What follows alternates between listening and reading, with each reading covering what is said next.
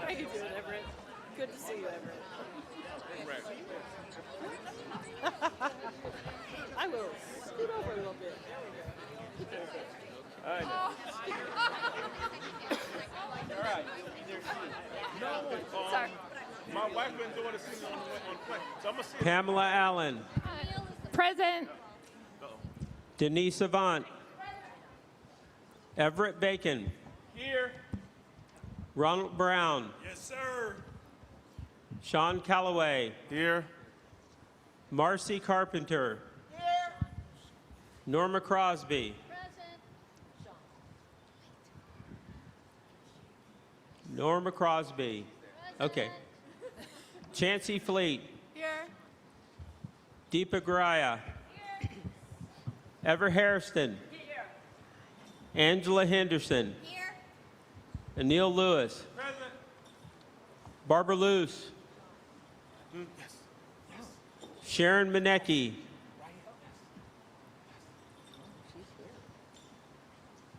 Do we hear Sharon?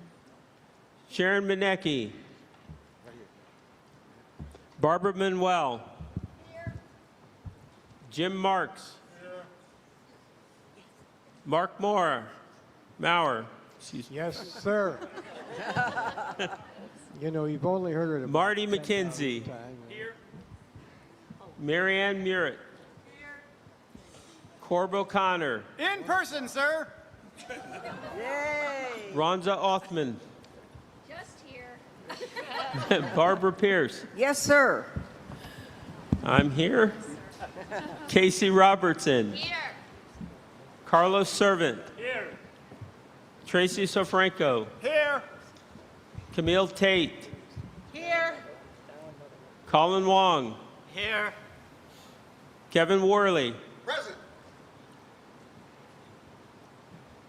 Welcome to the 2026 Resolutions Committee of the National Federation of the Blind.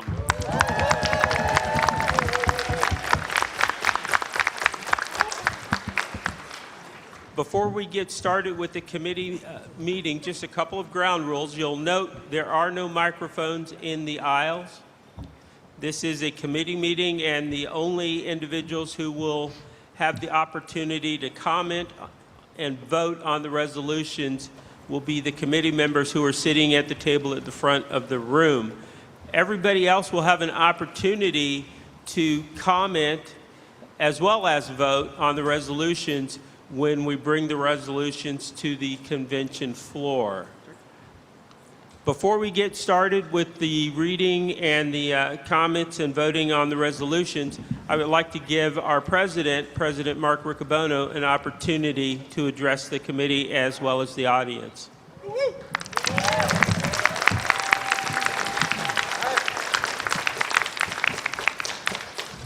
Thank you, Mr. Chairman, and happy Independence Day, everybody.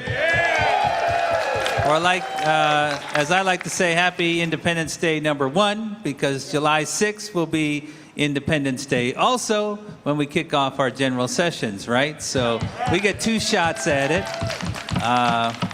But I'm grateful to be with you all with my USA flag tie on, and it's an honor to be with you all on this special occasion. This is a great convention so far, so thank you to our Texas affiliate. It's been a great convention. Still looking for some bad food. Haven't found any bad food. Yeah, amazing stuff. And thanks for the hospitality. If you haven't made it to visit our Texas hospitality, please do that in room 539, and definitely come by the Presidential Suite 3401. All right, the Resolutions Committee is one of our important committees in the National Federation of the Blind. Since it's Independence Day, I'll point out that our Constitution for the National Federation of the Blind notes that the convention is the legislature of the Federation. It is the supreme authority. But this committee plays an important role in vetting potential resolutions to go in front of the convention. Resolutions are not merely at all ceremonial for the Federation. They are significant, important policy statements of the organization. And so consequently, we make it difficult in one respect for resolutions to come to the floor and be approved. We want to make sure that they've been vetted, that they are accurate, that they represent significant policy statements of the organization. By longstanding practice, resolutions should be submitted to the committee, to the chairman of the committee, 1 month in advance of the committee meeting. You'll see that deadline has now passed. The resolution needs to be submitted in final form. We don't edit the resolutions here in the committee, except for any small minor corrections. If a resolution is not received a month before, it can come in front of the committee as long as it's received 1 hour before the meeting of the committee, and as long as it has 3 members of the committee who support the resolution. So both of those timelines have passed. The job of the committee is to vote resolutions up or down and to vet them in that way. If the committee votes to pass a resolution, they're voting to send it to the floor of the convention. And although there was a proponent, there has to be a proponent at the committee meeting in person to advocate for a resolution. Once the committee has passed the resolution, the committee becomes the owner of the resolution and will present it to the convention. If the resolutions committee votes the resolution down, this simply means that it elects not to send it to the floor. That resolution can still come to the floor of the convention if it has the clear support of 5 delegates to the convention. Otherwise, the resolution will not be considered. If the convention decides to pass a resolution, it becomes policy of the organization until it is changed or revoked by the convention. So it will stand in perpetuity until we decide to change our mind about it. If the convention votes down a resolution, that's all it does. It's voting down a resolution does not adopt an opposite policy. It simply says we do not adopt that particular policy for whatever reason. So the work of the committee is significant in vetting our policies. These leaders are all trusted members of our organization who come from different perspectives. Committee members, the chairman, well, he hasn't exactly assured me there's no controversy. He hedged a little bit when we last talked about it. But I'm sure by long-standing practice, Mr. Chairman, there are no controversial resolutions. So we'll just go with that on this joyous Independence Day. Thank you to the members of the committee for your work here and elsewhere in the convention, and let this be an official welcome to everybody to our 2026 convention.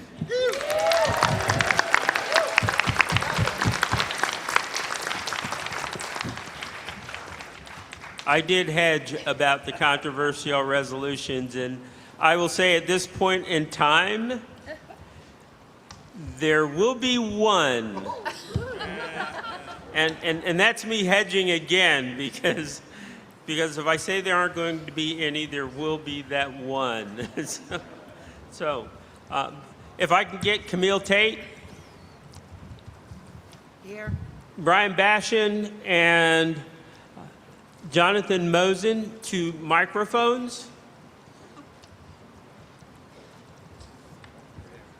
We're going to go ahead and start with Resolution 2026-01. Regarding regarding an immediate motion to dismiss Texas v. Kennedy. Whereas Section 504 of the Rehabilitation Act of 1973 is a landmark civil rights statute for people with disabilities, protecting us from discrimination by federal agencies and recipients of federal funding in public education, work readiness programs, health care, elections, and court systems, and more. And whereas in 2024, 17 states' attorneys general filed a lawsuit known as Texas v. Kennedy, alleging that Section 504 is unconstitutional and should be entirely or partially enjoined, limiting it only to those programs, services, and activities directly funded by and through the Rehabilitation Act of 1973. And whereas on January 23, 2026, the states of Texas, Alaska, Florida, Indiana, Kansas, Louisiana, Missouri, Montana, and South Dakota, in an amended complaint, renewed their attack on Section 504 of the Rehabilitation Act of 1973 and the integration mandate stemming from the United States Supreme Court's interpretation of the law in the landmark case of Olmstead v. C. And whereas in the updated lawsuit, the 9 states asked the court to declare Section 504 as unlawful, stop the Department of Health and Human Services from enforcing Section 504, and stop the Department of Health and Human Services from enforcing the integration mandate. And whereas on February 12th, to defend the rights of all blind Americans, the presidents of the National Federation of the Blind affiliates in each of the 9 plaintiff states in the lawsuit sent a joint letter to each of their attorneys general to advocate for the withdrawal of the states from the suit. And whereas on March 19th, the National Federation of the Blind issued an advocacy alert to all members of the Federation to contact the attorneys general in each of the 9 plaintiff states to advocate for the withdrawal of the states from the suit. And whereas, due to the advocacy of the National Federation of the Blind, on May 4th, the Attorney General of Indiana withdrew the Hoosier State as a plaintiff in the suit, bringing the total number of plaintiff states down to 18. And whereas, due to the advocacy of the National Federation of the Blind, on May 12th, the Attorney General of South Dakota withdrew the Mount Rushmore State as a plaintiff from the suit, bringing the total number of plaintiff states down to 7. And whereas, due to the advocacy of the National Federation of the Blind, on June 10th, the Attorney General of Kansas withdrew the Sunflower State as a plaintiff in the suit, bringing the total number of plaintiff states down to 6. And whereas, if the remaining plaintiffs' demands are granted, it will have a devastating effect on blind Americans' right to effective communication and reasonable accommodation in connection with government programs, services, and activities, including but not limited to education, employment, housing, healthcare, and other forms of civic life. And whereas a separate but equally devastating effect of the lawsuit would be the threat of forced institutionalization for blind and other disabled Americans into sheltered workshops, nursing homes, and other institutions. Now, therefore, be it resolved by National Federation of the Blind and Convention assembled this day of July in Austin, Texas, that this organization condemn and deplore Texas and the 5 remaining plaintiff states for their role in persevering with the Texas v. Kennedy lawsuits. And be it further resolved that this organization immediately call upon the Texas Attorney General Ken Paxton to move to dismiss the Texas v. Kennedy lawsuit because of the far-reaching and harmful effects the lawsuit could have on the lives of blind and other disabled Americans. And be it further resolved that this organization call upon the Attorneys General of Alaska, Florida, Louisiana, Missouri, and Montana to immediately withdraw from the Texas v. Kennedy lawsuit. And be it further resolved that this organization commend Todd Rokita, Marty Jackley, and Chris Kobach, the Attorney Generals of Indiana, South Dakota, and Kansas, respectively, for withdrawing their states from the Texas v. Kennedy lawsuit. Move to pass. Move to pass. We have a motion to pass or to move the resolution up, and I heard a second. Camille Tate, would you like to provide a comment on this resolution? Yes. I am an independent traveler, and I have been traveling independently for years. Several years ago, I was struck by a vehicle while walking to my college to take an exam, a college I'd been attending for about a year and a half, which I walked to every time I had to take a test. And when the law enforcement agent came to the scene of the accident, the first question was, why are you out here walking by yourself? And I replied that I am a blind person who has the capacity and capability of going wherever I want to go, whenever I want to go. The very next day, Department of Children and Families showed up. And the first thing the lady said was, you need to be in an assisted living facility. Now, I was already a member of the National Federation of the Blind, and with the support, guidance, and lessons I have learned as a member of this fine organization, I told her she can go walk out my door.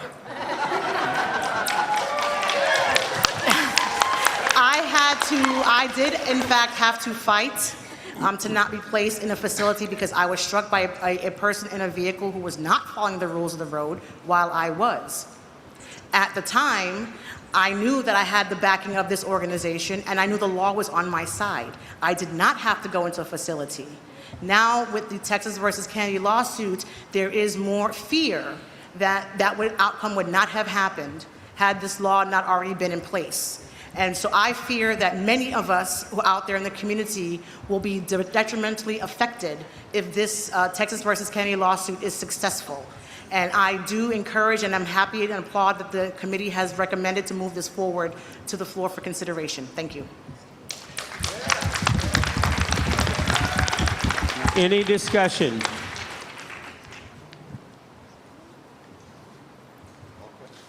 Any discussion? Hearing none. All those in favor of recommending due pass for Resolution 2026-01, please signify by saying aye. Aye. Any opposed? Hearing none, the resolution will pass up to the convention for a recommendation.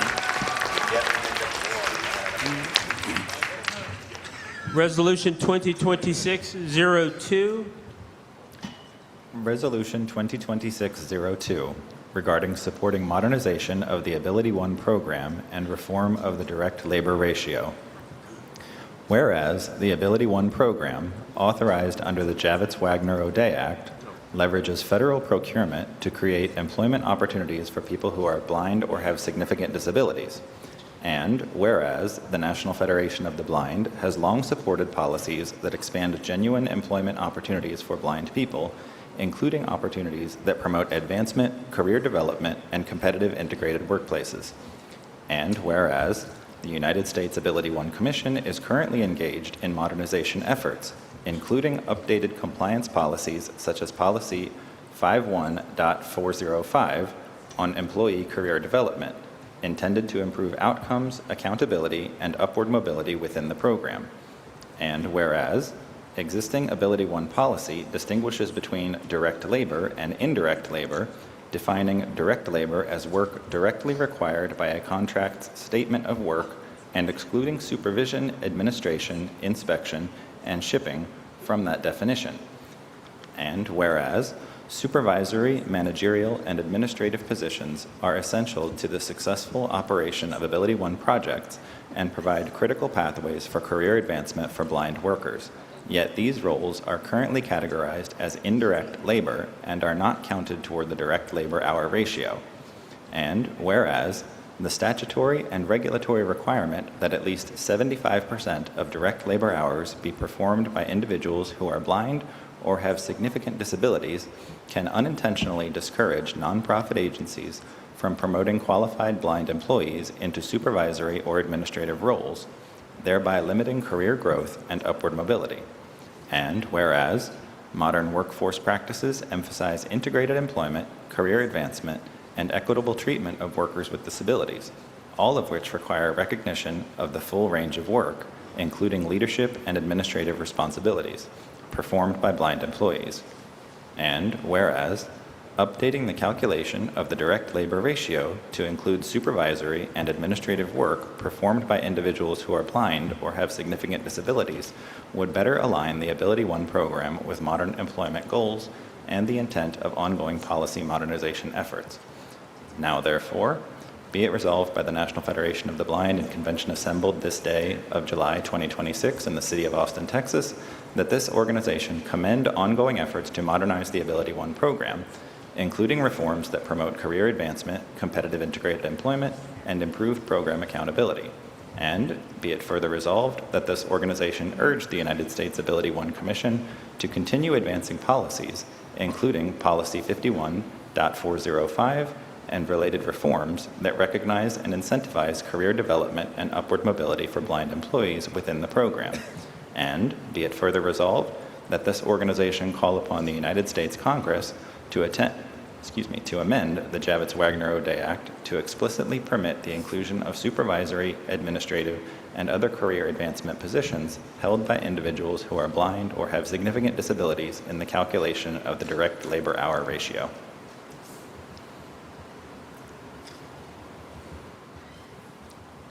So moved. Second. We have a motion and a second to recommend do pass. Is Brian Bashan near a microphone? Yes, sir. It's my pleasure to speak as a proponent for this resolution. I had the honor of serving for 4 years on the U.S. Ability One Commission. And in that time, the commissioners started a process that's creating or correcting a wrong 88 years in the making. When the Wagner-O'Day Act was drafted in the FDR administration, blind people weren't seen as being able to be managers, administrators, specialists. And at the time, it was enough. The blind people just worked in factories making brooms and other menial but important things in our history. But we need to correct this wrong now, because what it means in practice 88 years later still is that you don't count if you're a blind worker and you want to go into management or even running an agency. You are not counted towards the blindness ratio. And so in an era when we are talking about integration of the workforce, integration does not work if it's integration for people who can see in management and it can't see as direct labor only.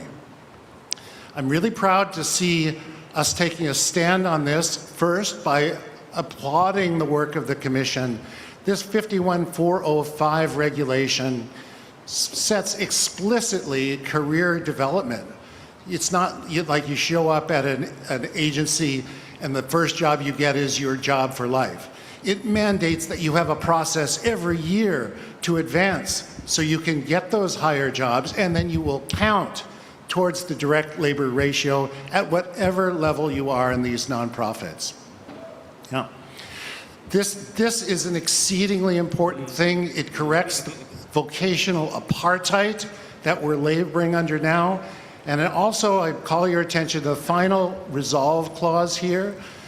When we open the Javits-Wagner-O'Day Act and start modifying it, we need to have written in law that we count and that the ratios, whatever the ratios will turn out to be, include blind people at all levels of work in all the NIB associated agencies.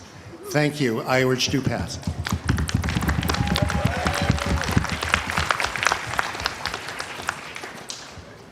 Is there a motion? I move again. Excuse me. Yeah, we moved. Is there any discussion? Any discussion? Hearing none. All those in favor of recommending do pass, please signify by saying aye. Aye. Any opposed? Hearing none, the committee recommends do pass.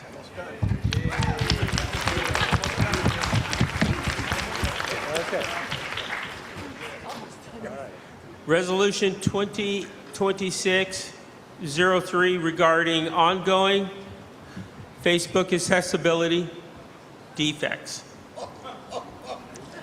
Whereas social media is a means of keeping in touch with friends, family, and business associates, and whereas Facebook, operated by Meta, is the largest social media platform and is widely popular, and whereas m.facebook.com had a simple semantic structure that made it a popular and functional tool for blind screen reader users, and whereas Meta discontinued m.facebook.com in November 2024, citing security reasons, but declining to offer further specifics.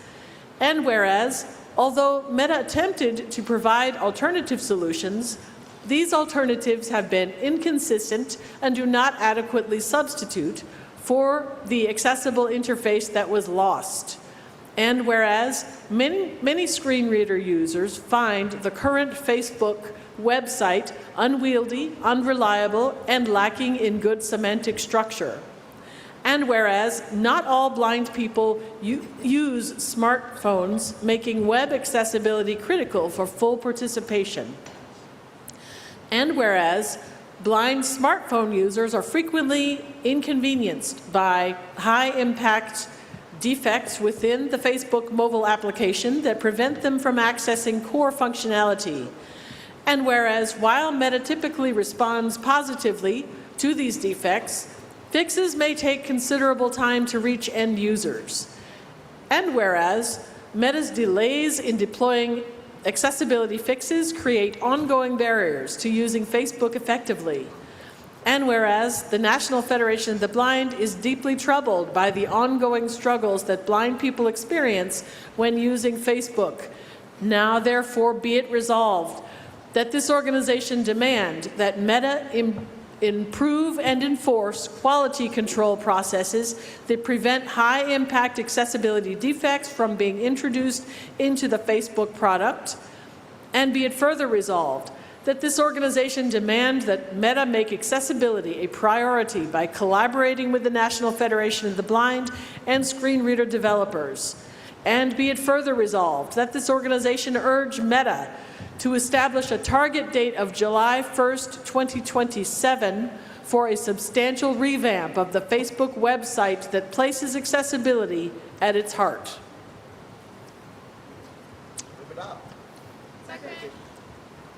Did I hear a motion? Okay. Do we have Jonathan Mosen near a microphone? Yes, Mr. Chairman. But there we go. Yes, Mr. Chairman. I'm pleased to speak in support of this resolution proceeding to the convention floor. The common theme to this resolution is that Facebook accessibility isn't what it should be. There are two related issues that it focuses on. The first relates to the web interface.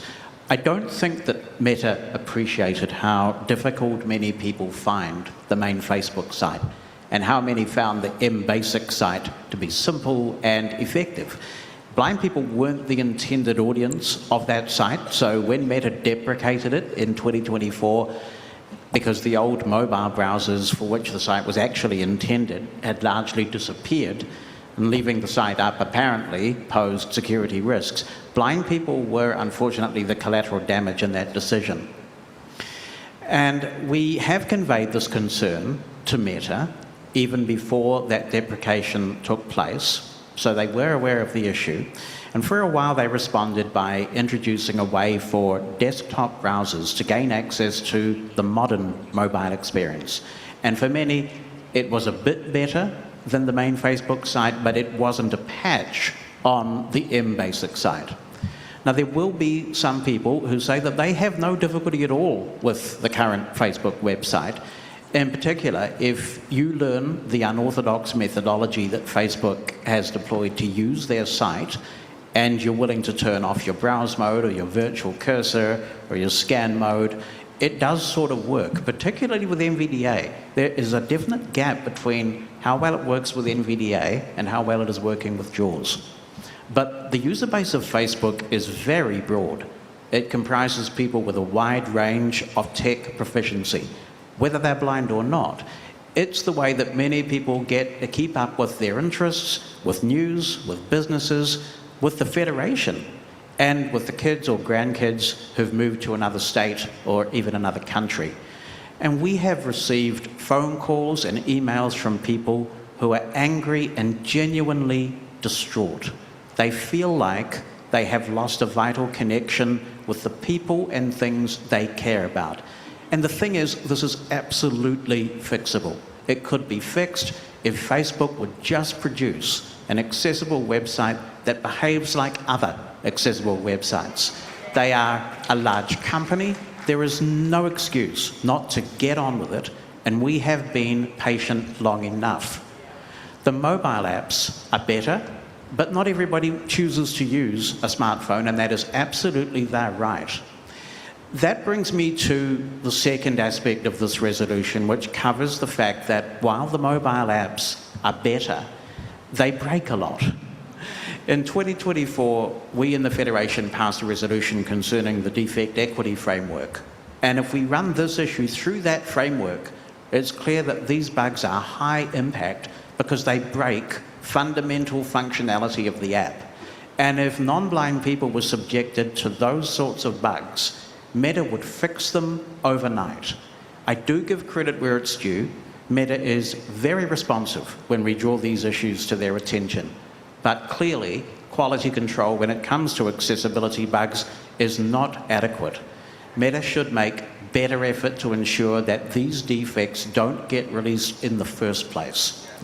This resolution reflects the mounting frustration of members by expressing a desire to work constructively with Meta to move accessibility forward at Facebook. And I urge the passage of this resolution.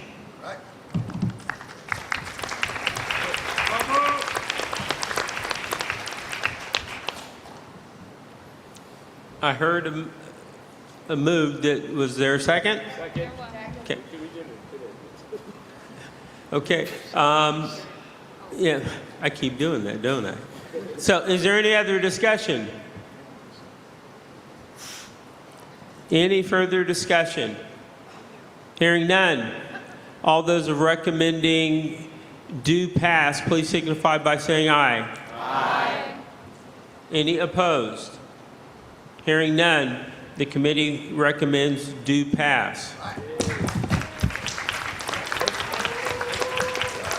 I need to check to see if Mackenzie Love is in the room.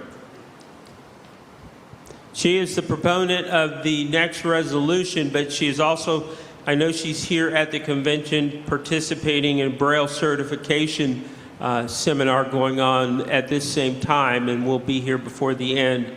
So we're going to move on to Resolution 2026-05. Regarding collaboration and training in the education and rehabilitation of blind individuals. Whereas the National Federation of the Blind is the largest nationwide organization of blind people that represents the collective experience, knowledge, and expertise of blind Americans and advances the lives of our members and all blind people in the United States. And whereas the alternative techniques and positive philosophy of blindness embraced by the Federation help raise expectations, create problem-solving ability, foster independence, and build confidence among blind people of all ages. And whereas many blind students continue to face diminished expectations because educators have not been sufficiently exposed to the practical problem-solving skills, confidence-building strategies, and lived experience of successful blind adults. And whereas many blind vocational rehabilitation consumers encounter similarly low expectations from rehabilitation counselors who have not had meaningful exposure to successful blind professionals or the techniques they use to achieve competitive integrated employment. And whereas teachers of blind students are better equipped to deliver high-quality instruction when they understand the tools, strategies, and confidence-building practices that enable blind people to live, learn, work, and participate fully in society, and when they have personal network of blind individuals to turn to with questions. And whereas rehabilitation counselors provide more effective services when they understand the strategies blind people use to acquire training, pursue careers, and secure competitive, gainful employment. And whereas the Teachers of Tomorrow program has already strengthened the professional preparation of more than 100 teachers of blind students by introducing them to the strategies blind people use to live, learn, work, and play as active members of society, and by fostering a firm belief in the capacity of these blind students. And whereas the National Federation of the Blind is developing the Counselors of Confidence training program to provide similar opportunities for vocational rehabilitation professionals. Now, therefore, be it resolved that this organization urge university programs responsible for training and certifying teachers of blind students and rehabilitation counselors serving blind consumers to collaborate with the National Federation of the Blind to enhance their curricula through training in the alternative skills of blindness and meaningful exposure to successful blind adults.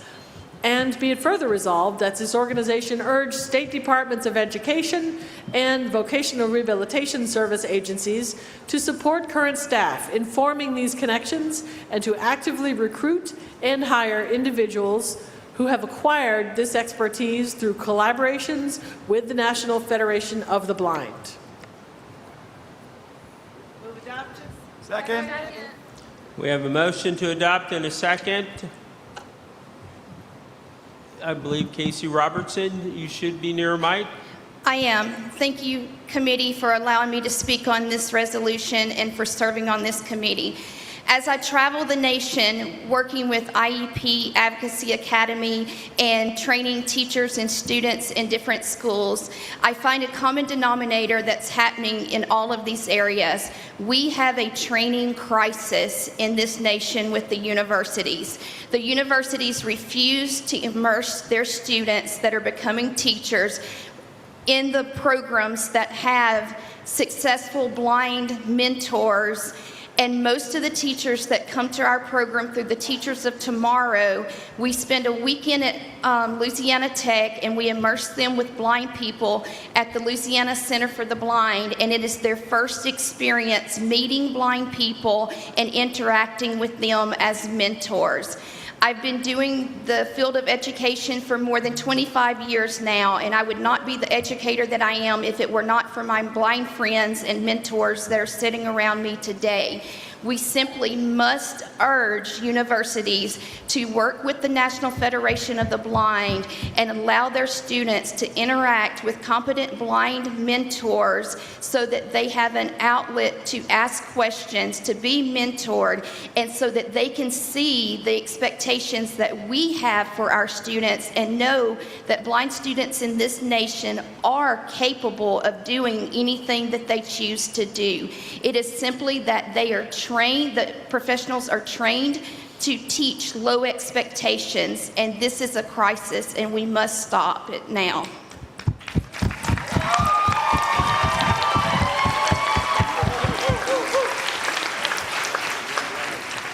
Is there any further discussion? Any further discussion? Hearing none. All those in favor of recommending do pass, please signify by saying aye. Aye. Any opposed? Hearing none. The committee recommends do pass. Resolution 2026-07.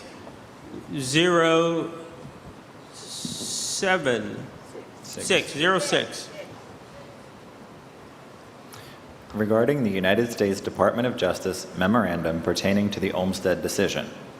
Whereas Section 504 of the Rehabilitation Act of 1973, Section 504, and Title II of the Americans with Disabilities Act of 1990, Title II, make it illegal for a government entity to discriminate against a person with a disability on the basis of that disability.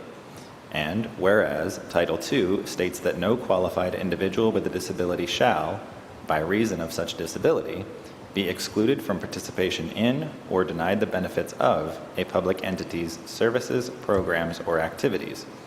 And whereas the regulations implementing Section 504 have, since their adoption, made clear that unnecessary segregation constitutes discrimination on the basis of disability.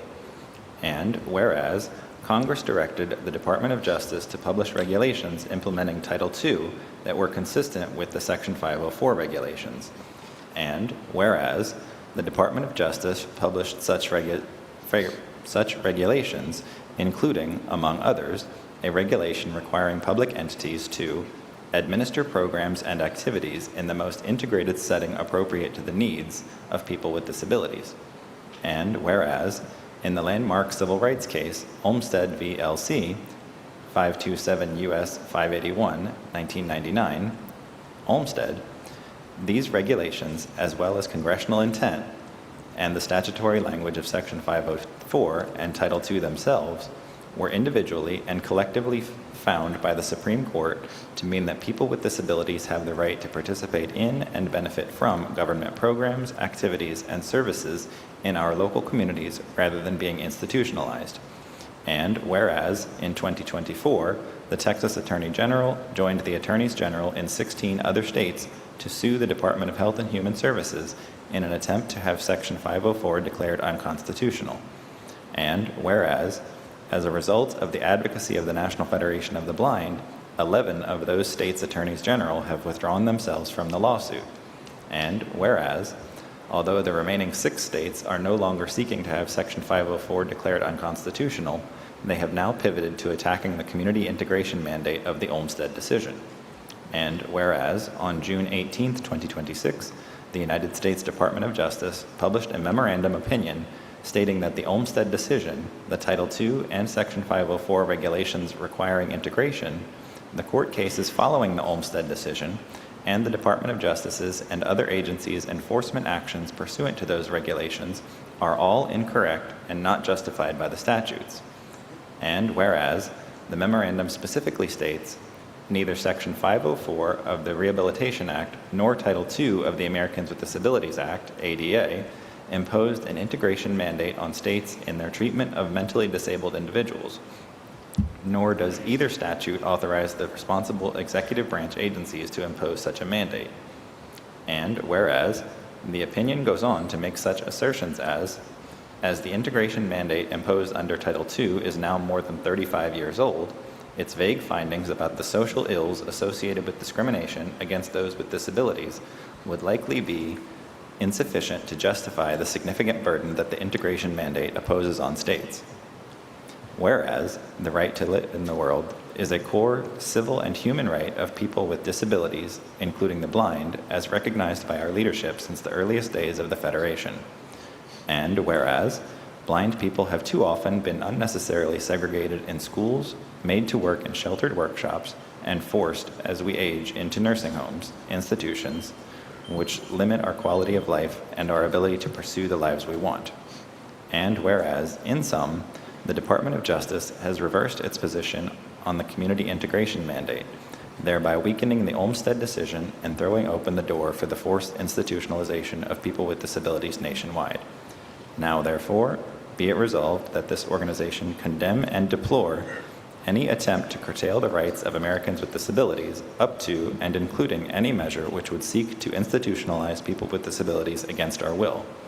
And be it further resolved that this organization urge the Department of Justice to rescind its memorandum on the Olmstead Community Integration Mandate, Section 504, and Title II to clarify that people with disabilities do have the right to receive social services in our local communities. Move to adopt. Second. We have a motion and a second to adopt. Deepa, you should have a microphone somewhere near you as well. Yes, I do. Thank you. Thank you, Mr. Chairman.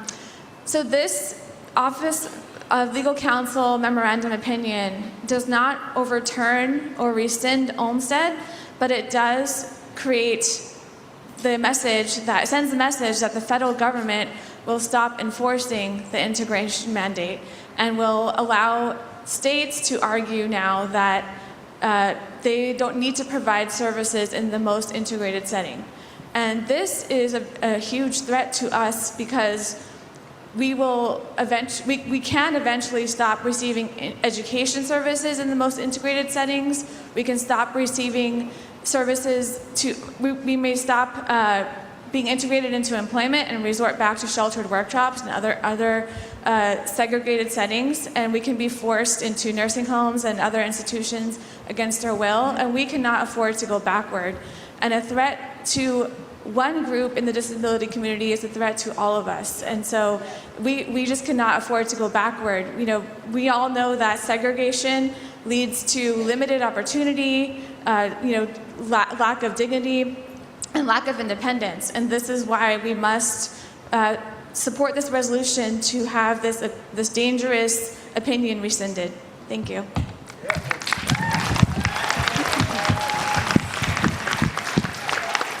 Is there any further discussion? Corb. Corb. I just wanted to, thank you, Mr. Chair. I wanted to second what Deepa has said in support of this resolution, that I think one of the criticisms we have heard about the Federation over the years has been that we focus too narrowly on disability issues. And I think this is a great opportunity for us to be in unison with the broader disability community, recognizing the diversity within our community of members with multiple disabilities as well. And so to me, this is a really important opportunity and one that the Federation should not be taking lightly. I support the resolution. Thank you. Any further discussion? Hearing none, all those in favor of recommending do pass, please signify by saying aye. Aye. Any opposed? Hearing no opposition, the resolution passes up. Thank you. Resolution 2026-07. Regarding ableism and health and human service access as public health infrastructure. Whereas the National Federation of the Blind knows that blindness is not the characteristic that defines us or our future, and that blind people have the right to live the lives we want with privacy, independence, dignity, equality, and full participation in society. And whereas access to medical information now requires independent use of patient portals, telehealth, online scheduling, electronic forms, prescription information, medical records, insurance and benefit systems, emergency and public health communications, kiosks, mobile applications, medical device interfaces, automated intake, triage and coverage systems, and related technologies. And whereas when those systems are inaccessible, blind people are forced to delay care, surrender privacy, depend on others, lose meaningful informed consent, or accept inferior services. And whereas lack of access is ableism in practice because it makes sight the condition for using digital medical systems privately, safely, and on equal terms. And ableism is a root cause of health disparities and a structural determinant of health that creates preventable harm. And whereas Section 504 of the Rehabilitation Act of 1973 prohibits disability discrimination in programs and activities receiving federal financial assistance, yet the United States Department of Health and Human Service has extended the compliance date for Section 504 web and mobile accessibility requirements for recipients of HHS funding, even though inaccessible digital systems continue to impose current harm on blind people and other disabled people. Now therefore be it resolved that this organization call upon Secretary Robert F. Kennedy, Jr. and the United States Department of Health and Human Services to recognize ableism, including lack of access, as a public health crisis and a root cause of health disparities and a structural determinant of health, and to treat accessibility in health and human services as a core component of public health infrastructure, prevention, and a necessary condition for health equity. And be it further resolved that this organization urge the Department of Health and Human Services to rescind the interim final rule that instituted the Section 504 compliance delay, oppose any further delay or weakening of accessibility requirements, fully enforce Section 504, and require immediate, equally effective accessible alternatives without penalty, delay, or inferior service. And be it further resolved that this organization call upon the Department of Health and Human Services to require recipients of federal funding and their technology vendors to make medical access technologies and communications accessible and independently usable by blind people through procurement, contracting, licensing, oversight, applicable accessibility standards, non-visual testing by blind users, meaningful human review, vendor accountability, prompt remediation, technical assistance that supports but does not replace enforcement, and direct involvement of blind people and the National Federation of the Blind. So moved. Second. Is Sagar Gupta near a microphone?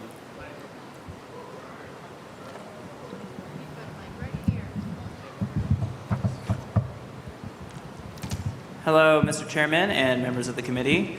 First off, I wanted to say a very special thank you to Laura Millar and my CCB family for supporting me with this resolution. I believe that it has been too long where a lot of our healthcare has been inaccessible, and it's been a frustration point for a lot of us. On average, us as blind and low vision people see the hospital and require more healthcare than our sighted colleagues. However, a lot of this healthcare feels very out of reach. There's been multiple incidents that I've heard of where people are trying to receive care and unable to get the care that they need. I have a friend who went to urgent care and I asked her how her visit went. She said, "I wish I could tell you, but they gave me the post-care summary in an inaccessible PDF." And that is just one of many incidents. I have a friend who has insulin pump and he requires a sighted person to be with him in order to refill it every single time. And that just means that he is not able to live independently completely, even though he is a well-documented condition that should be addressed more thoroughly through the technology that we have. And as we move on to more digital services through telehealth and other means, we are not able to receive the care that we need because these infrastructure was not built from the ground up with accessibility in mind. So I just want to urge the committee to pass this resolution, and thank you so much for your time.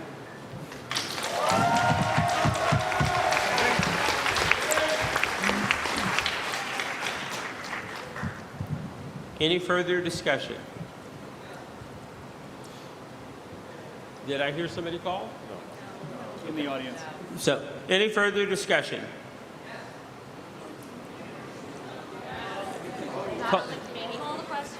Hearing none.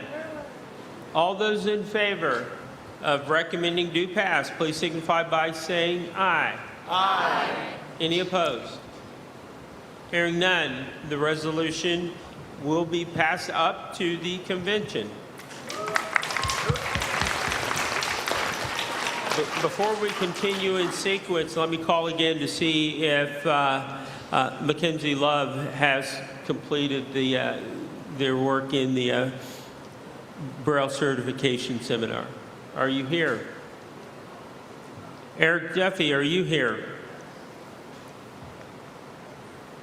For America? Or for Mackenzie? Eric, are you prepared to be the proponent for that resolution? Okay. So we're going to skip back to resolution 2026-04. Regarding the accessibility of delivery robots. Whereas the use of delivery robots is increasing in cities and on college campuses across the nation, providing convenient and efficient transportation and delivery of packages, food, and other goods. And whereas these robots often operate quietly on sidewalks and in public spaces used by blind pedestrians. And whereas it is essential that such technology be designed in a way that ensures the full and equal participation of blind people in our communities. And whereas current implementations of delivery robot technology frequently lack non-visual accessibility features such as audible identification signals, accessible mobile interfaces, and haptic or audio cues during interaction.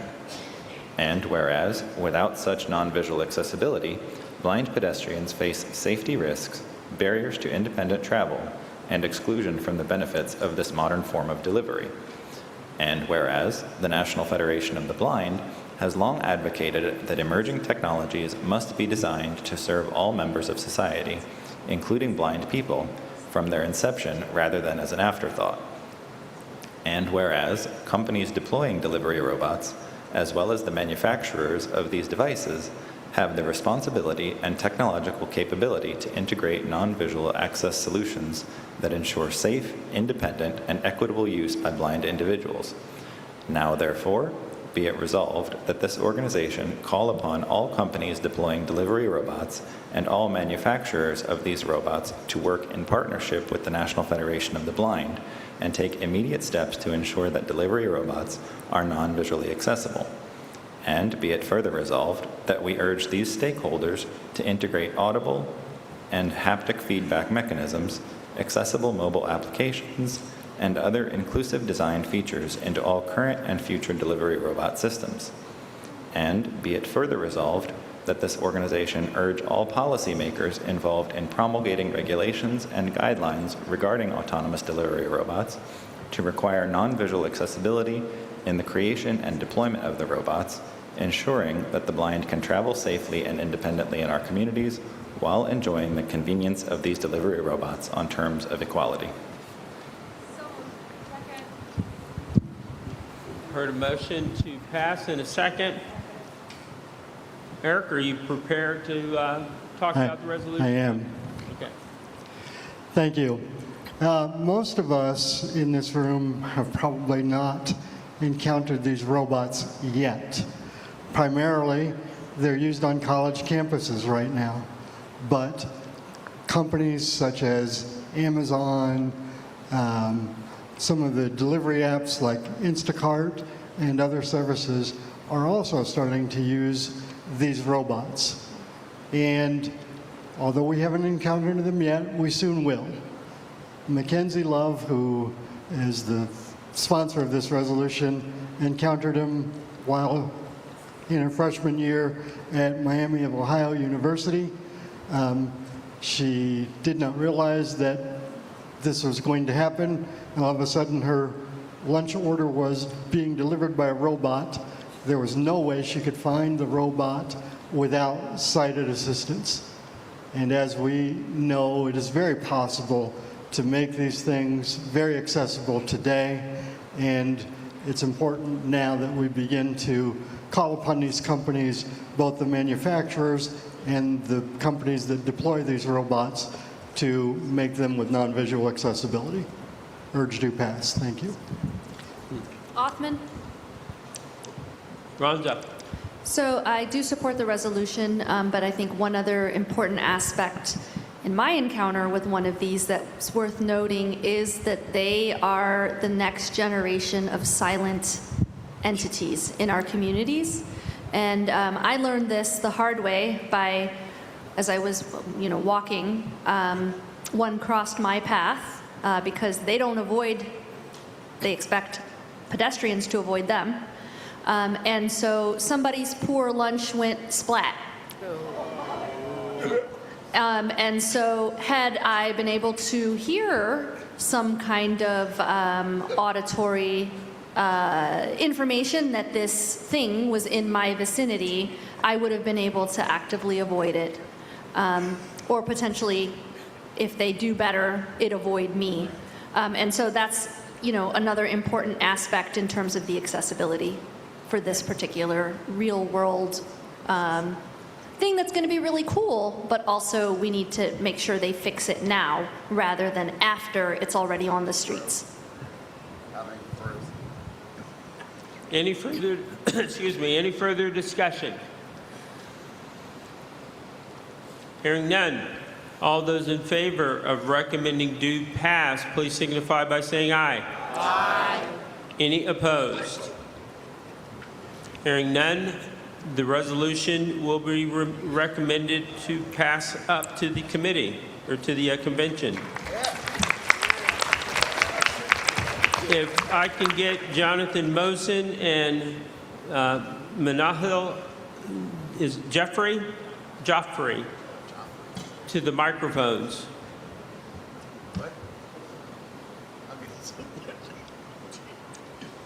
Resolution 2026-08. Regarding HCAPTCHA accessibility cookies. Whereas HCAPTCHA is a widely deployed bot prevention service that blocks access to websites until users verify their humanity and is used by thousands of organizations across the web. And whereas HCAPTCHA offers an accessibility cookie feature that it represents as a solution for blind users who cannot complete visual CAPTCHA challenges. And whereas this accessibility cookie requires blind users to navigate to a registration page, submit their email address, and complete a verification process that includes convoluted mobile-based steps such as sending one-time codes via SMS to specific phone numbers that many users find difficult or impossible to complete. And whereas the registration process requires users to manage mobile handoffs and verification links that are difficult to navigate, leaving people unable to obtain the cookie they need to access websites. And whereas even for blind users who successfully obtain an accessibility cookie, the cookie is highly unreliable and frequently fails to function as intended, often being blocked by browser privacy settings such as enhanced tracking protection or third-party cookie filtering. And whereas the accessibility cookie requires periodic manual refreshing, and when it expires or is cleared from the user's browser, blind users must repeat the entire inaccessible registration process again, creating an ongoing barrier to web access. And whereas the effectiveness of the accessibility cookie depends entirely on the correct functioning of interface elements and the user's ability to enable cross-site tracking in their browser, but many blind users report that the system produces silent errors with no notification of failure, leaving them uncertain whether the cookie is active. And whereas HCAPTCHA's documentation acknowledges that the accessibility cookie is subject to browser settings and device limitations, but provides limited transparency about expiration times or how to verify its current status, leaving blind users without recourse when access fails. Now, therefore, be it resolved that this organization condemn and deplore the HCAPTCHA accessibility cookie and its use. And be it further resolved that this organization call upon HCAPTCHA and any organizations that operate or manage HCAPTCHA services to immediately discontinue the use of the accessibility cookie feature. And be it further resolved that this organization demand that HCAPTCHA replace this failed system with bot prevention methods that do not rely on visual challenges, audio challenges, cookies, or other workarounds that burden blind and deaf-blind users with convoluted processes, inaccessible verification steps, and privacy violations. And be it further resolved that this organization urge all website operators currently using the HCAPTCHA accessibility cookie to evaluate truly accessible alternatives such as proof-of-work systems that operate invisibly in the background, require no user interaction, and do not require blind and deaf-blind users to sacrifice their privacy in exchange for equal access. Second. We have a motion to adopt and we have a second. Jonathan Mosen, are you by a microphone? I certainly am. If you have had to grapple with the HCAPTCHA accessibility cookie when you've just been trying to sign up for a service or make a purchase, then I think we have two choices right now. We can move forward with this resolution, or we can form a support group which maybe will serve real cookies as comfort food. Chocolate chip for me. For those unaware, let me just take everybody along for this journey. A cookie is a small file that a website stores on your computer that remembers information about you. And when you visit that site again, it reads the cookie to recall your preferences, your login status, or shopping cart contents. The cookie that we're talking about is a third-party cookie. Now, third-party cookie is placed by a company other than the website that you are actually visiting. Usually, it's an advertising network or a data broker. The third-party cookie allows the service that put it there to follow you from site to site, and it has the potential to build a profile of you. Now, to be clear, I am not saying that HCAPTCHA is building a profile of us, but I am saying that the fact that they are so often used for this dodgy purpose, did they say dodgy in America? I'm not sure what they say. Used for this dodgy purpose is why browsers now block these sorts of cookies by default. So one day, you may be trying to complete a task on the web. Perhaps you're in a hurry, and you're presented with a CAPTCHA, that little visual challenge that's supposed to prove that you are human. When you indicate that you can't see that challenge, you're told that you have to get an accessibility cookie before you can do what you came to do on that website. The entity that you are trying to do business with sends you away from their site and directs you to the HCAPTCHA accessibility sign-up page.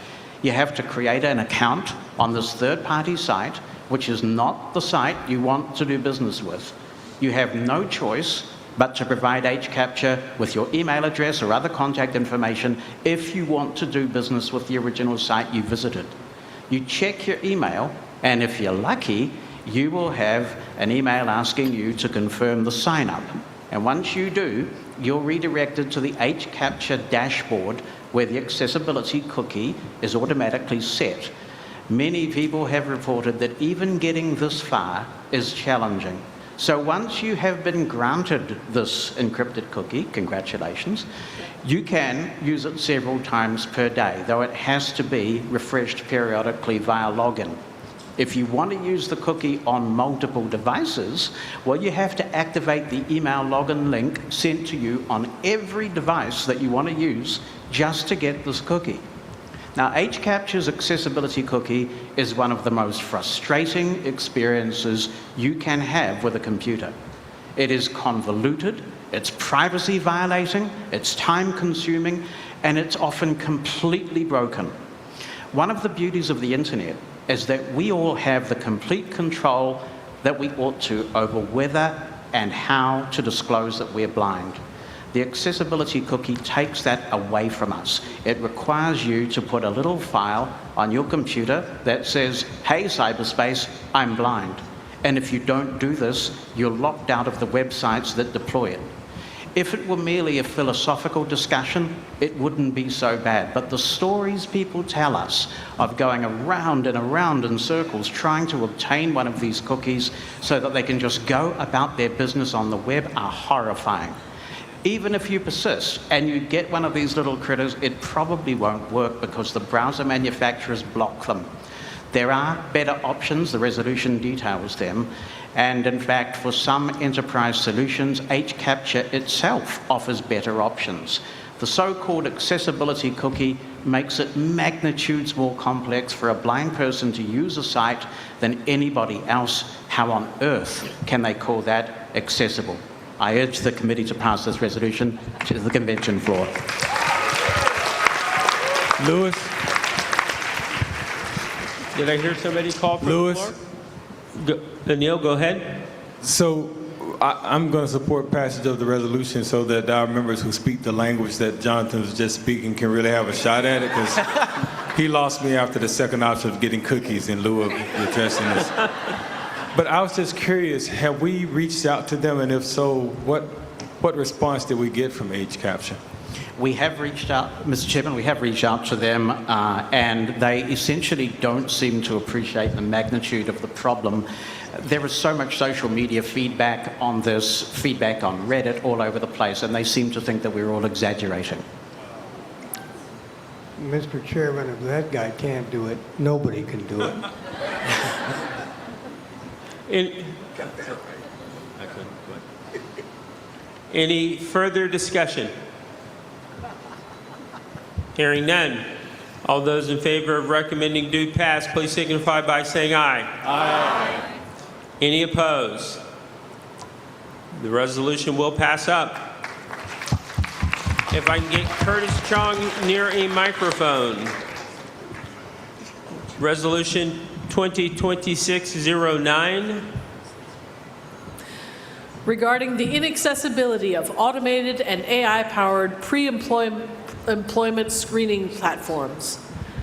Whereas the National Federation of the Blind has long held that the right to earn an equal living through meaningful employment is fundamental to the full participation of blind Americans in society.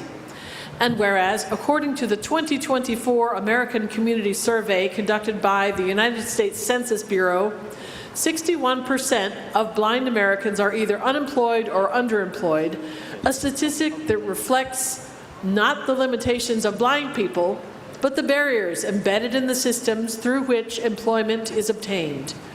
And whereas employers have increasingly adopted automated and AI-powered pre-employment screening tools that are heavily concentrated in the hiring pipelines of finance, consulting, technology, law, and other white-collar professions, where blind Americans seeking employment in those fields encounter inaccessible screening technology as an additional barrier layered on top of an already difficult job search.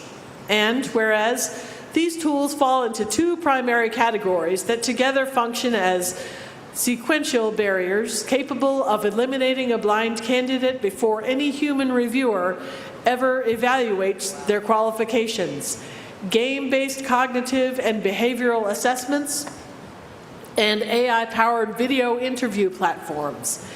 And whereas game-based and skills assessment platforms deployed by vendors including Harvard and its Pymetrics platform, Criteria Corp, SHL, Test Gorilla, and HireView are not fully usable with screen readers because their core tasks frequently include timed mouse-driven interaction, visual pattern recognition, photo comparison exercises, emotional identification from photographs of human faces, visuospatial ability tests, and reaction-based games.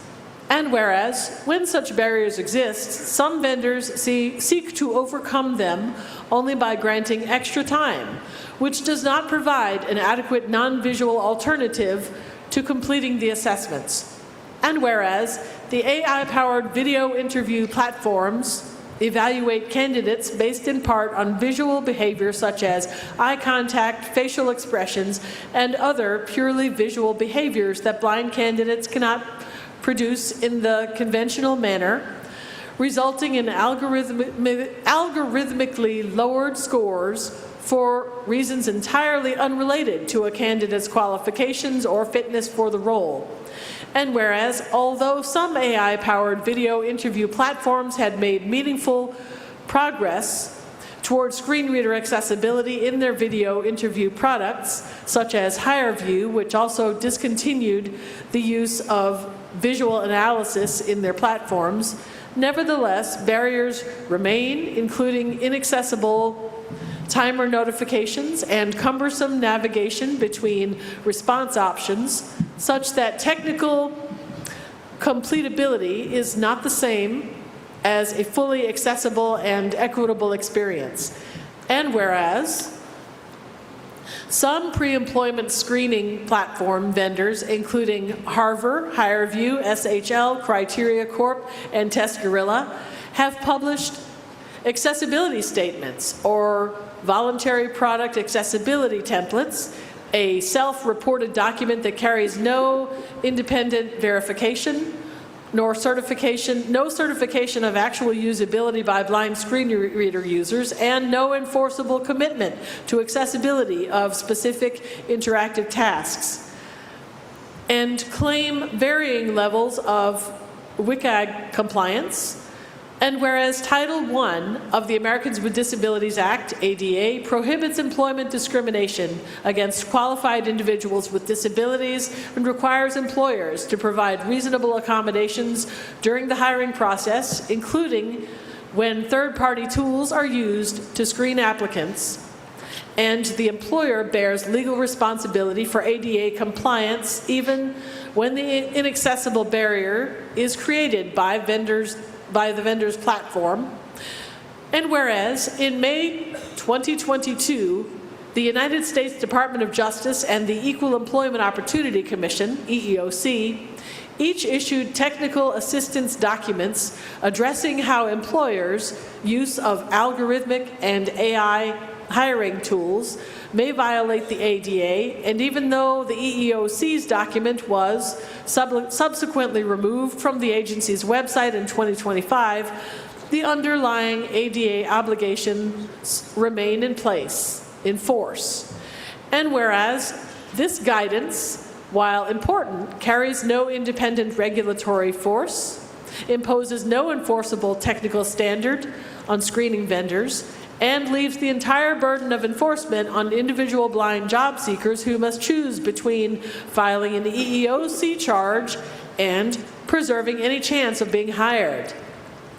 Now, therefore, be it resolved that this organization demand that all pre-employment screening platform vendors, including Harvard, HireVue, SHL, Critical Corp, and Test Gorilla, ensure that every component of their platforms, including navigation, controls, timers, instructions, and assessment tasks, are fully operable by blind applicants using screen readers and keyboard-only navigation, and that the platforms be tested for compatibility with JAWS, NVDA, and VoiceOver by blind users as a condition of deployment. And be it further resolved that this organization demand that where any game-based or visually dependent assessment task cannot be made fully accessible to blind screen reader users in its existing form, vendors must build and offer by default a functionally equivalent alternative assessment pathway that measures the same job-relevant constructs without requiring visual or mouse-based interaction, and that such alternatives must be accessible through a clearly communicated, simple process that does not place undue burden on the candidate.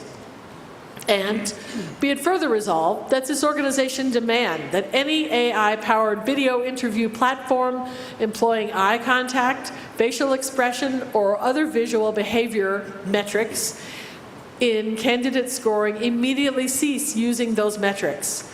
And be it further resolved that this organization demand that all pre-employment screening vendors make accommodation request processes clear, proactive, and frictionless, and that vendors confirm in writing that accommodations requests are kept confidential from the hiring employer. And be it further resolved that this organization call upon employers to require vendors to provide documentation of screen reader accessibility verified by blind users, and to reject or suspend use of any platform that cannot demonstrate such compliance, recognizing that the ADA makes employers liable for inaccessible third-party tools used in their hiring processes. And be it further resolved that this organization call upon the Equal Employment Opportunity Commission and the United States Department of Justice to move beyond technical assistance guidance and promulgate enforceable rules that establish concrete, verifiable screen reader accessibility standards for pre-employment screening technology, and to pursue systemic enforcement investigations of widely deployed inaccessible platforms rather than requiring individual blind job seekers to bear the cost and risk of bringing complaints themselves. And be it further resolved that this organization urge pre-employment screening platform vendors, including Harvard, HireVue, SHL, Critical Corp, and Test Gorilla, to enter into sustained dialogue with the National Federation of the Blind, with blind screen reader users participating as co-designers and testers to develop truly accessible solutions consistent with the Federation's long-standing model of productive engagement with technology companies committed to genuine accessibility. Second. We have a motion and a second. Menahil, are you at a microphone? Yes, I am. So, hello, President, Chairman, members of the committee, and my Federationists. I am so happy to be here and to talk to you all about this resolution. So, I graduated college in December 24, and since then, when I was in my job hunt, I applied for over 120 jobs, and in that process, I encountered these pre-employment screening AI platforms over 95% of the time. So this means that after I submitted my resume, I did not have a chance to even talk to a human reviewer. I would have these links to complete for an online interview. That was one way that would track things such as my eye contact with the screen. I would have these game-based assessment games that would track and be focused on whether I could mouse click and blow up a balloon a certain amount of times to assess whether I was a fit for the job. And these platforms itself were completely inaccessible with my JAWS screen reading software. And a big important thing to note is that these companies are external to the company you're applying for. So when I would reach out to these companies asking for any accommodations, they would tell me to reach back to the original company I was applying for. Well, I didn't always have an HR contact to talk to. So that would lead me into an internal loop of desperately trying to figure out who to talk to. And the window of time for these assessments to be completed to go away, which means what would happen?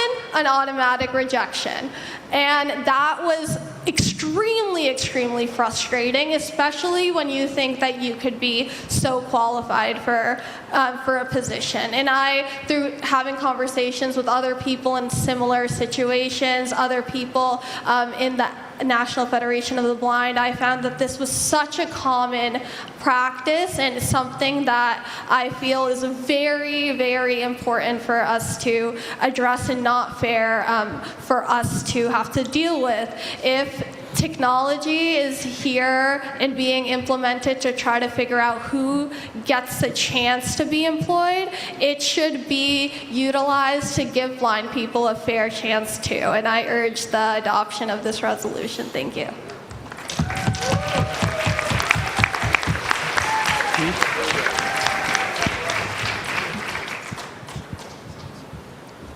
Is there a motion?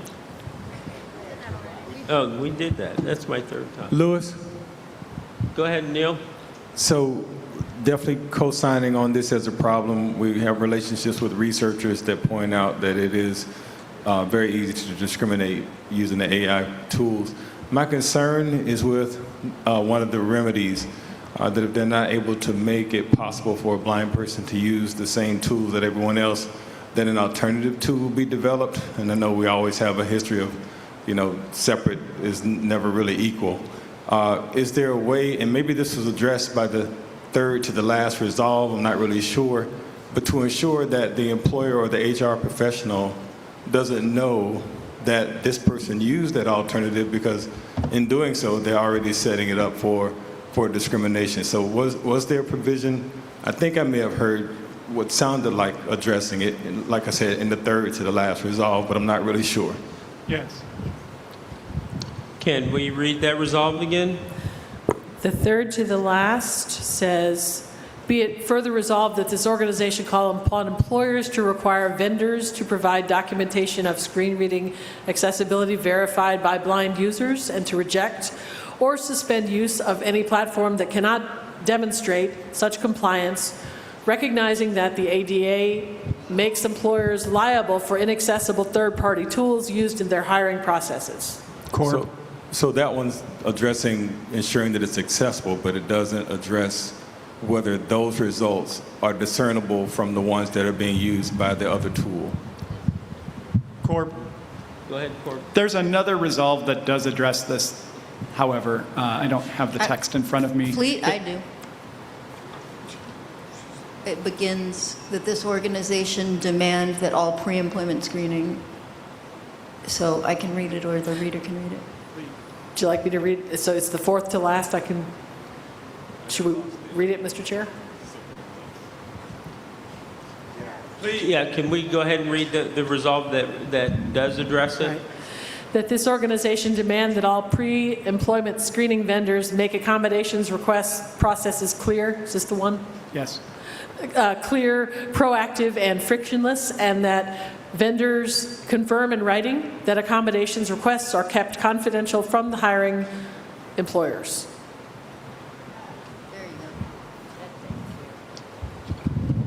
Again, I see that that's the intent and the accommodation request, but I just don't know whether the results are going to be presented differently. But that's just my concern with the resolution. I will support the resolution.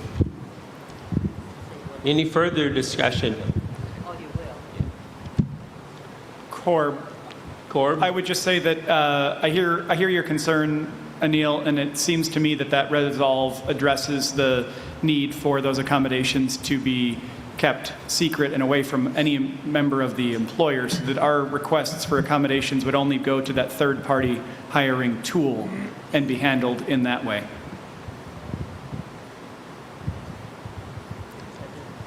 Further discussion? Are you done, Corb? Yes, sir.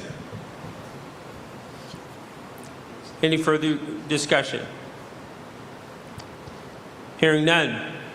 All those in favor of recommending do pass, please signify by saying aye. Aye. Any opposed? Hearing none, the resolution passes up.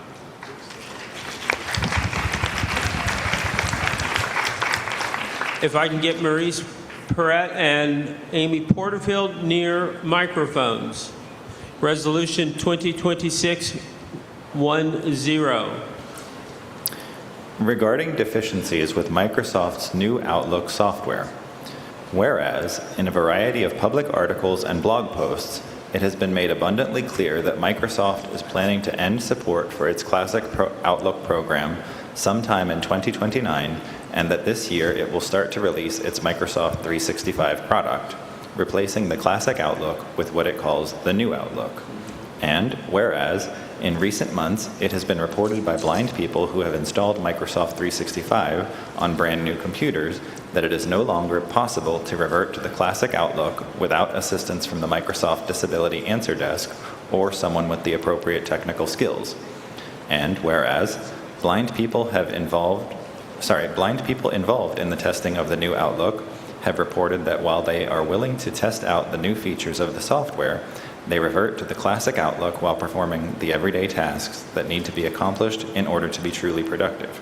And whereas examination of the new Outlook software by blind people using screen reading software such as JAWS for Windows and NVDA reveals significant accessibility issues with the new Outlook software that reduce the effective performance of non-visual users, particularly people in employment situations where productivity is critical and time is at a premium.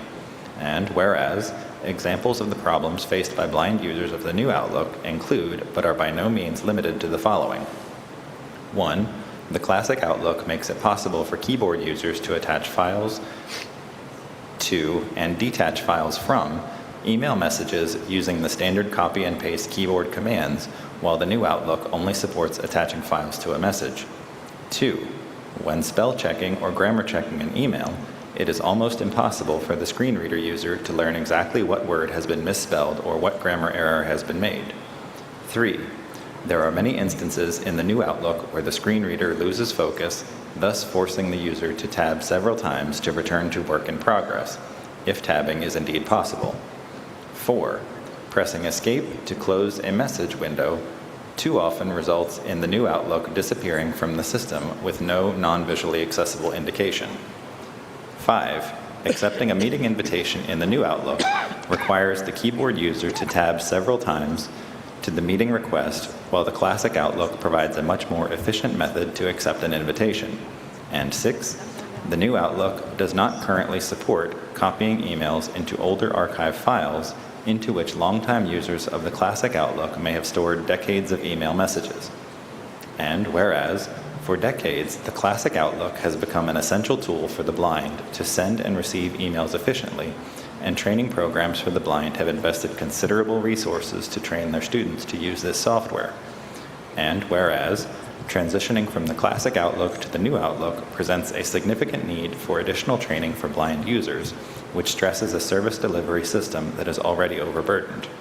And whereas, much of the success and productivity that blind people have enjoyed with the classic Outlook could not have been achieved without the interaction between Outlook and JAWS for Windows. And whereas, in recent months, the National Federation of the Blind and Microsoft have been working together to begin the process of identifying and addressing the issues with the new Outlook for the blind. Now, therefore, be it resolved that this organization express our disappointment with Microsoft for creating a situation where the blind are driven to use the new Outlook despite its negative impact on their productivity, and for failing to provide the classic Outlook as an integral part of the Microsoft 365 installations. And be it further resolved that this organization strongly urge Microsoft to offer the classic Outlook software to everyone until the new Outlook is proven to be as good or better than the classic Outlook. And be it further resolved that this organization call upon Microsoft, Vispero, and NV Access to continue working together to ensure that the interaction among the new Outlook, JAWS for Windows, and NVDA, and makes it possible for the blind to use the new Outlook with productivity and efficiency that is equivalent to that experienced by blind users of the classic Outlook. Is there a motion? Move adoption. Got a motion and a second. Curtis, are you near the microphone? I am. Ladies and gentlemen, Microsoft Outlook has been a staple in work and for many of us at home for more than 2 decades. I myself have more than 2 decades of old emails stored away in a file that the new Outlook is not able to read. In addition to the features discussed in the resolution, there are 2 others that you should know about. With the new Outlook, you have to pay close attention to whether the virtual cursor in JAWS or the scan, the browse mode in NVDA is in the appropriate state. You don't have to do that with a regular Outlook. And in the Outlook calendar, in the classic Outlook, you can press Control-G and jump to a specific date. You cannot do that with the new Outlook. Microsoft has been trying subtly and more directly to encourage us to switch over to the new Outlook for more than 1.5 years. Last year at a computer science division meeting at this convention, we talked with Microsoft about the problems with the spell checker and the fact that you could not know what word was misspelled. It has been 1 year now, and that problem has still not been fixed. And I hear from many people who have bought a new computer right now and do not know that they can get the classic Outlook back if they call Microsoft for help. This is not a tolerable situation. I urge the committee, please, to recommend due pass to the convention. Thank you. Is there any further discussion? Any further discussion? Hearing none. All those in favor of recommending due pass, please signify by saying aye. Aye. Any opposed? Hearing none, the resolution passes up. Resolution 2026-11. regarding accessible pedestrian signals. Whereas federal law, specifically Title 23 U.S.C. Section 2772, reads, "Safety considerations shall include the installation, where appropriate, and maintenance of audible traffic signals and audible signals and audible signs at street crossings." And whereas federal guidelines for installation of accessible pedestrian signals, APS, formerly called audible traffic signals, have been published by the United States Access Board as part of the board's accessibility guidelines for pedestrian facilities in public rights-of-way, referred to as PROAG, 36 Code of Federal Regulations, Part 1190, Appendix Sections R206, 307, and 308. Specifically, as to APS, effective December 7th, 2023, and whereas PROAG generally requires APS when pedestrian signals are newly installed or altered, and whereas the Department of Justice has not yet adopted PROAG as an enforceable Americans with Disabilities Act accessibility standard, leading to inconsistent and poorly planned installation, or more often, no installation of APS at most signalized intersections. And whereas without PROAG being followed, installation of APS technology is usually done as an afterthought, leading to haphazard, ill-conceived, and too frequently poorly maintained APS devices being installed here and there with no apparent rhyme or reason other than it seemed like a good idea. And whereas, while blind people with proper training can obtain information about intersections by listening to traffic sounds, using this skill for important navigation cues is becoming more difficult and less reliable in some areas because of trends toward more complex street intersections and traffic signal designs, coupled with quieter cars and increasing ambient noise levels at many street crossings, trends that are bound to continue over time. And whereas APS technology has improved and can be designed to provide additional pedestrian information, including countdown information where available, spoken cues, vibrating arrows for deafblind users to indicate when the walk sign comes on, and directional sound cues to support efficient navigation at roundabouts and other complex intersections. And whereas, regardless of the status of federal enforcement, local communities are free to adopt local traffic and pedestrian safety plans, which must consider the needs of community members and visitors who are blind, deafblind, or have low vision. Now, therefore, be it resolved by the National Federation of the Blind and Convention that this organization urge transit and traffic engineers and other responsible officials to adopt APS installation plans based on consultation with chapters and affiliates of the National Federation of the Blind and others with knowledge and interest in promoting pedestrian safety, including consultation with certified blind mobility instructors and our thousands of members whose expertise is informed by our lived experience crossing streets and navigating safely from place to place every day. And be it further resolved that although PROAG will affect the prevalence of APS in the years and decades ahead as signals are altered and new signals installed, this organization urged transit and traffic engineers and other responsible officials to give more immediate priority to installing APS technology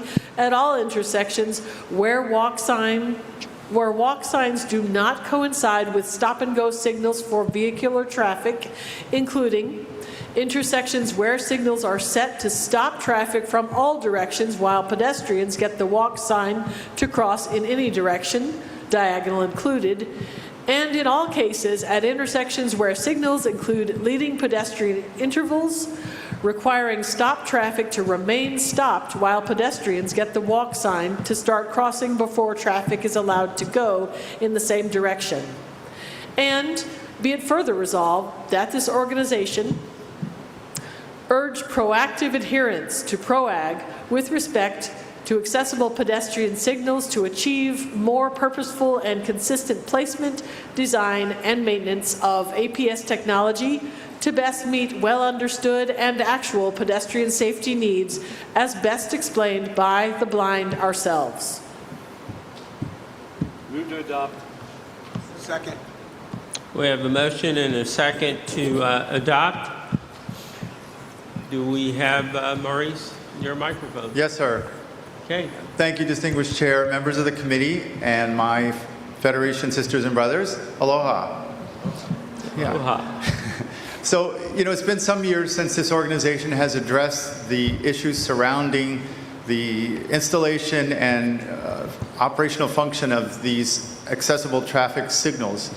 And in the interim, they seem to pop up in places where we're grateful because they help by providing us more time to cross the street, with actuated intersections especially. But they pop up at other places where we sort of scratch our head wondering what the reasoning was behind that.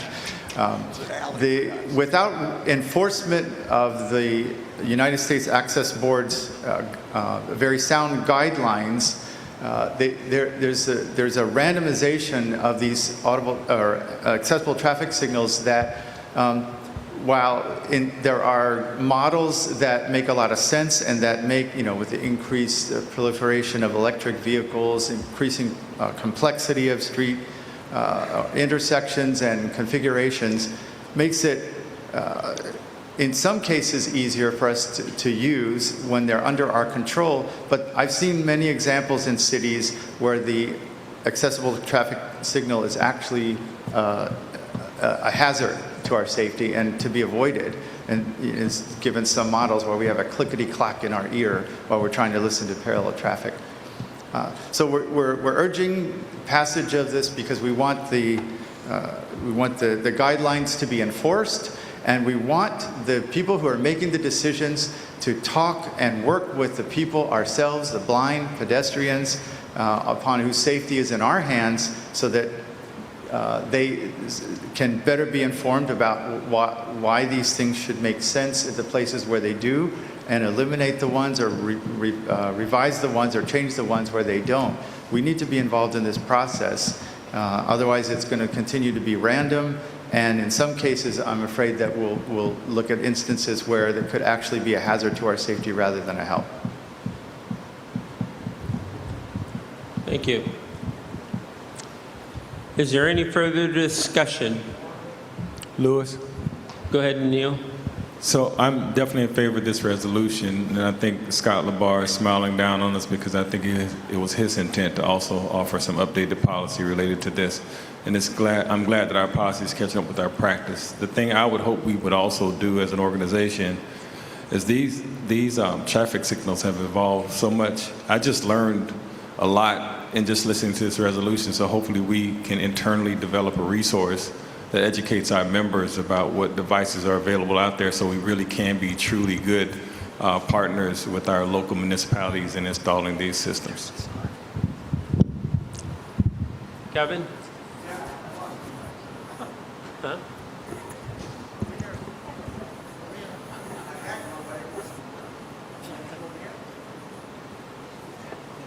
Sorry, guys.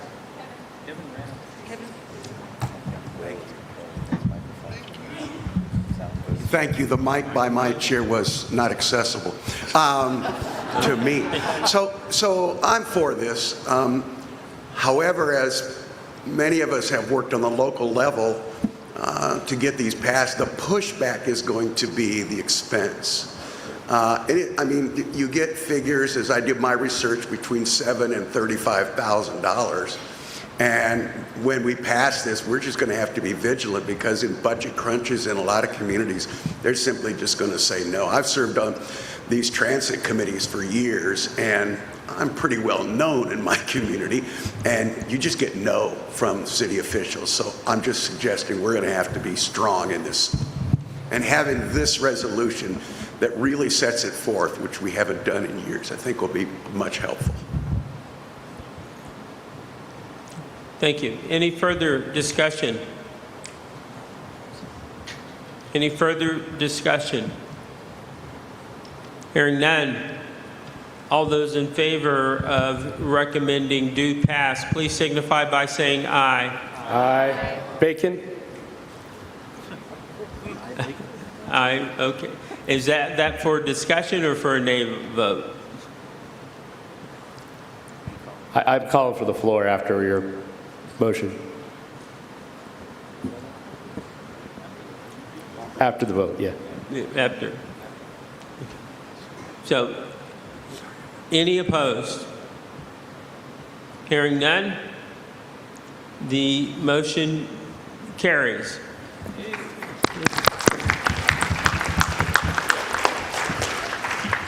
Let the age-old debate about whether the National Federation of the Blind is against audible pedestrian signals finally be put to bed.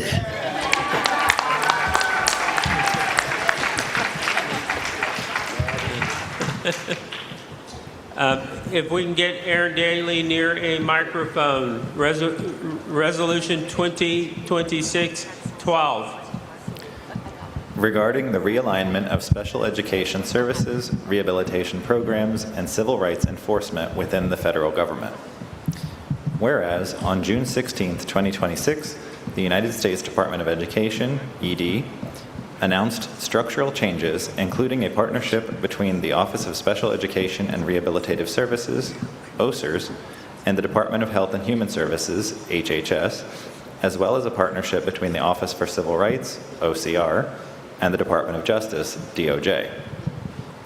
Whereas specialized resources for blind students and consumers, including qualified teachers of blind students, orientation and mobility specialists, vocational rehabilitation counselors with expertise in blindness, and instructional materials in Braille and other accessible formats, are scarce and unevenly available across the states, and consistent federal standards and oversight have been essential to securing access to them. And whereas, for more than 85 years, the National Federation of the Blind has rejected the notion that blindness is principally a medical problem and has instead advanced the philosophy that blind people can live the lives they want through proper training, access to information, opportunity, and raised expectations. And whereas the education, rehabilitation, employment, and independent living programs serving blind people are built around training, opportunity, and the development of skills and self-confidence rather than around medical treatment, while the Department of Health and Human Services is, as its name states, the federal department responsible for health and human services programs. And whereas the unique educational needs of blind students, including those with residual vision, require instruction in the expanded core curriculum, Braille literacy, orientation and mobility, and non-visual access technology, all of which demand specialized expertise rooted in the belief that blindness need not prevent full participation in education, employment, and community life. And whereas the vocational rehabilitation system, administered through state rehabilitation agencies, provides critical employment, training, education, and assistive technology services that enable blind Americans to obtain and retain competitive integrated employment. And whereas the Rehabilitation Services Administration, housed within OSERS, administers not only the State Vocational Rehabilitation Services Program, but also the Randolph-Shepard Vending Program that sustains blind entrepreneurs, pre-employment transition services for blind youth, and supported employment services, each of which depends on specialized administration and an unwavering focus on competitive integrated employment. And whereas the Vocational Rehabilitation Program is overwhelmingly federally funded, with the federal government providing approximately 79% of its cost, so that the program depends on the continuity of federal funding and administration to deliver services to blind consumers. And whereas the Older Individuals Who Are Blind program provides essential adjustment to blindness training, independent living instruction, and non-visual skills that allow older blind Americans to remain active, independent, and engaged in their communities. And whereas the Department of Education announced that OCR will partner with the Department of Justice to combine capacities for evaluating and resolving complaints. And whereas the proposed partnership would divide responsibility for evaluating and resolving civil rights complaints between the Office for Civil Rights and the Department of Justice, even as the Department of Education asserts that no partnership alters its legal responsibilities or the rights afforded to individuals under federal law. And whereas the protections guaranteed to blind Americans under the Individuals with Disabilities Education Act, Section 504 of the Rehabilitation Act of 1973, and the Americans with Disabilities Act depend on consistent and rigorous federal enforcement. And whereas the purposes, eligibility standards, service mandates, and consumer protections of the programs serving blind Americans are established by federal statute, including the Individuals with Disabilities Education Act, the Rehabilitation Act of 1973, the Randolph-Shepard Act, the Workforce Innovation and Opportunity Act, and the Americans with Disabilities Act, together with their implementing regulations, none of which may be lawfully amended by an administrative organization or interagency partnership, but only by Congress and through proper rulemaking. Now, therefore, be it resolved that this organization condemn and deplore the federal realignment of programs serving blind Americans because such realignment diminishes accountability, weakens civil rights enforcement, and advances a medical model of blindness over the principles of education, rehabilitation, employment, independence, and equality. And be it further resolved that this organization reject any effort to place blindness within a medical or custodial framework, reaffirming instead that blindness is a characteristic that calls for opportunity, training, raised expectations, and strong civil rights protections rather than medical management. And be it further resolved that this organization demand that all federal statutes, regulations, and program requirements governing the education, rehabilitation, and civil rights of blind Americans remain in full force and effect, and that no reorganization, interagency partnership, or transfer of administrative authority be used to alter, dilute, reinterpret, and its specialized educational mandates required for blind students, including robust funding and enforcement for Braille literacy, orientation and mobility instruction, accessible educational materials, and non-visual access technology. And be it further resolved that this organization demand the preservation of a strong, consumer-driven vocational rehabilitation system that emphasizes competitive integrated employment, adjustment to blindness training, informed consumer choice, and the acquisition of skills necessary for independence and economic self-sufficiency. And be it further resolved that this organization demand the preservation and strengthening of the Older Individuals Who Are Blind program and the assurance that older blind Americans continue to receive the training and services that promote independence, dignity, and full participation in society.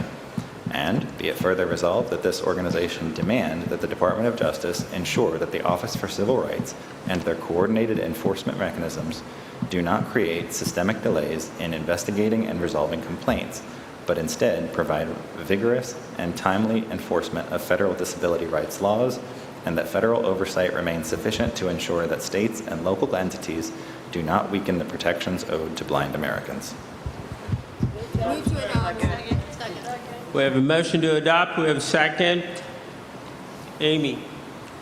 Thank you, Mr. Chair, members of the committee. In 1971, when I was born blind, my parents were told that the best thing for them would be to put me in an asylum where I could be cared for by people who know how to take care of people like me. And as young parents, they would not have the obligation of having this impact their lives in the way that it would. My parents obviously refused. They got educated. They educated me, and I'm here today. So this matters. This matters because in 1971, that department was the Department of Health, Education, and Welfare, the ancestor to Department of Health and Human Services. In 1979, we decided that that Department of Education would be brought into being, and that not only would special education go into that department, but so would rehabilitation services that deals with vocational rehabilitation, independent living older blind program, and the Randolph-Shepard Act. Because we know that in blindness, what we need is education, training, opportunity, and advocacy.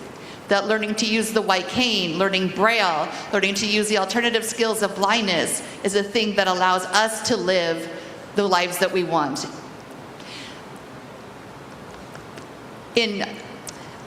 So what we're asking, here is we're saying that it's critical that these programs continue to be supported in the way that Congress has mandated by law, supporting the education and training, and that we recognize that also 78% of funding for vocational rehabilitation, 90% of funding for the Older Blind program comes from the federal government. Because we know then that the states cannot backfill that type of funding. And in the Health and Human Services Department, if Washington stumbles, it's blind people who fall. Right. So we urge you, the committee, to please do pass, and we'll hopefully vote on this in the convention floor, because my parents refused to allow me to be institutionalized when I was born, and I know we are going to refuse to allow our programs to become institutionalized now. Thank you.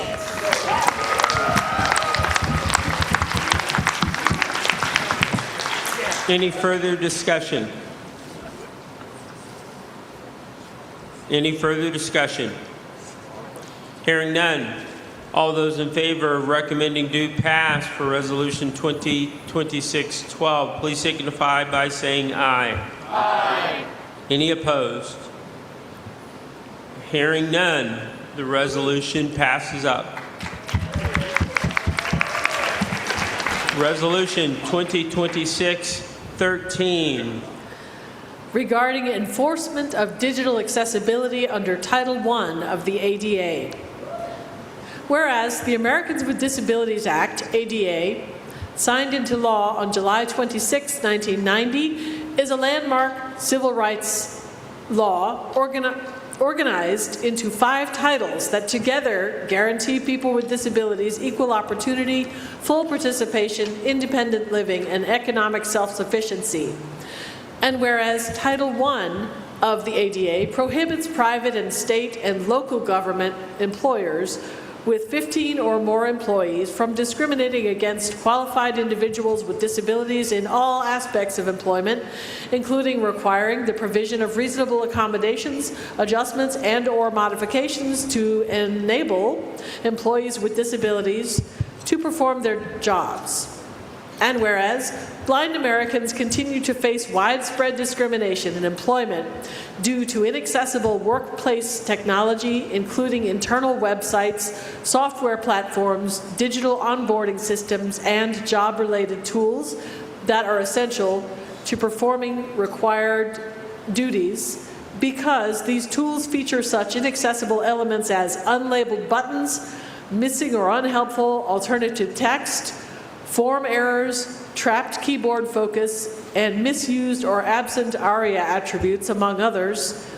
And whereas the WebAIM Million Report, which annually evaluates the top trafficked 1 million homepages worldwide for accessibility barriers, found in their latest 2026 report that 95.9% of tested websites contained detectable failures as measured by the Web Content Accessibility Guidelines, WCAG, internationally recognized standards developed by the World Wide Web Consortium, WC3, and longitudinal data showed that accessibility has improved by less than 3 percentage points when compared to a failure rate of 97.8% in the first report in 2019, demonstrating a persistent and systemic disregard for accessibility standards across the digital landscape. And whereas, unlike public-facing websites, internal workplace systems are not subject to any monitoring, auditing, or public reporting, resulting in a complete absence of data on the accessibility of the digital tools blind employees are required to use, despite research showing that inaccessible systems reduce productivity, limit opportunities for advancement, and force blind workers to rely on workarounds or sighted assistance. And whereas, although thousands of accessibility lawsuits are filed each year under Titles II and III of the Americans with Disabilities Act, ADA, these cases overwhelmingly concern public-facing websites and services, while very few cases are brought under Title I, not because discrimination is less severe in employment, but because Title I requires all complaints to pass through the Equal Employment Opportunity Commission, EEOC, or equivalent administrative agency before a private right of action can proceed. And whereas the EEOC currently lacks formal investigative procedures for the digital environment, digital accessibility expertise, and technical expertise, or WCAG-based evaluation criteria, resulting in inconsistent, incomplete, or non-existent investigations of digital accessibility complaints, thereby denying blind workers the protections Congress intended under Title I. And whereas Section 508 of the Rehabilitation Act establishes clear accessibility requirements for federal agencies and their technology, demonstrating that enforceable digital accessibility standards are both feasible and necessary, yet no equivalent standards exist for private employers under Title I.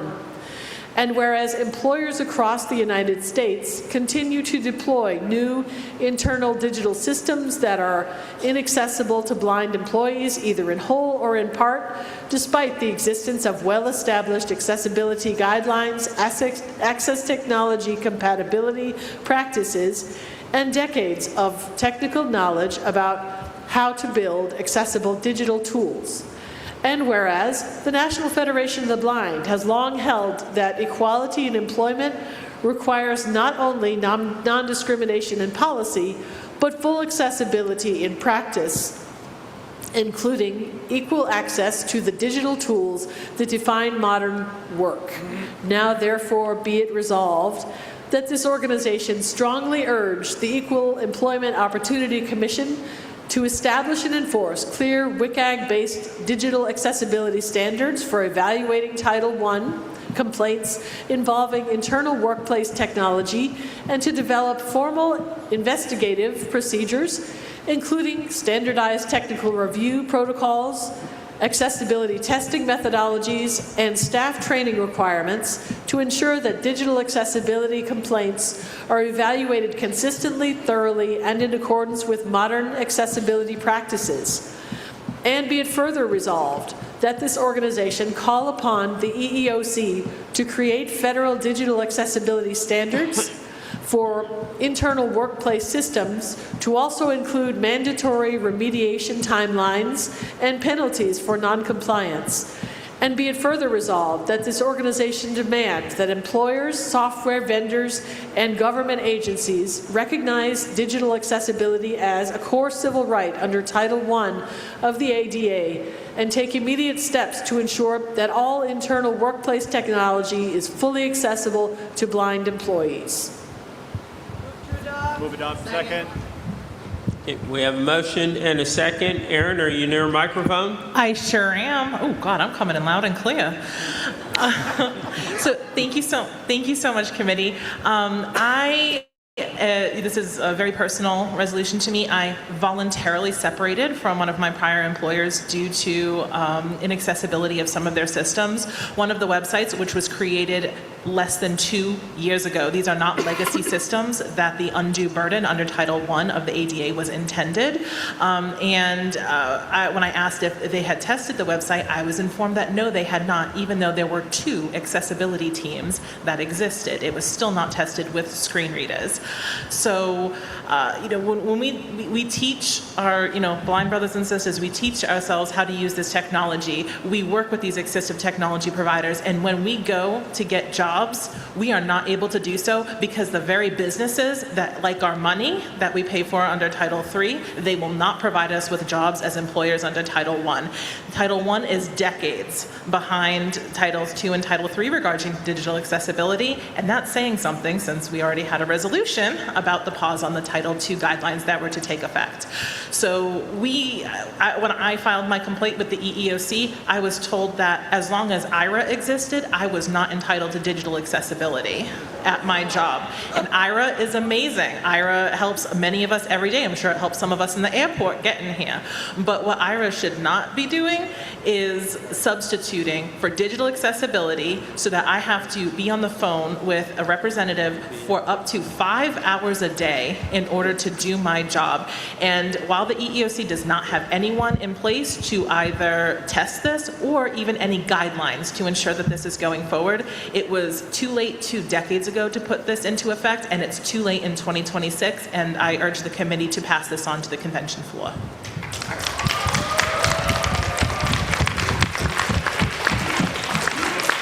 Do we have any other discussion? Go ahead, Marianne.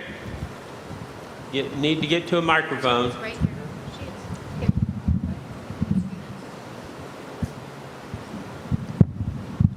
I just want to support this resolution. I am working, but the few days before convention, I told our affiliate president my advocacy tank is running very low. But being here with you all is filling it up again and sparking me to just keep on keeping on. Any other discussion? I just have one more thing to say, that the workarounds for the workarounds for the workarounds are getting old. Thank you.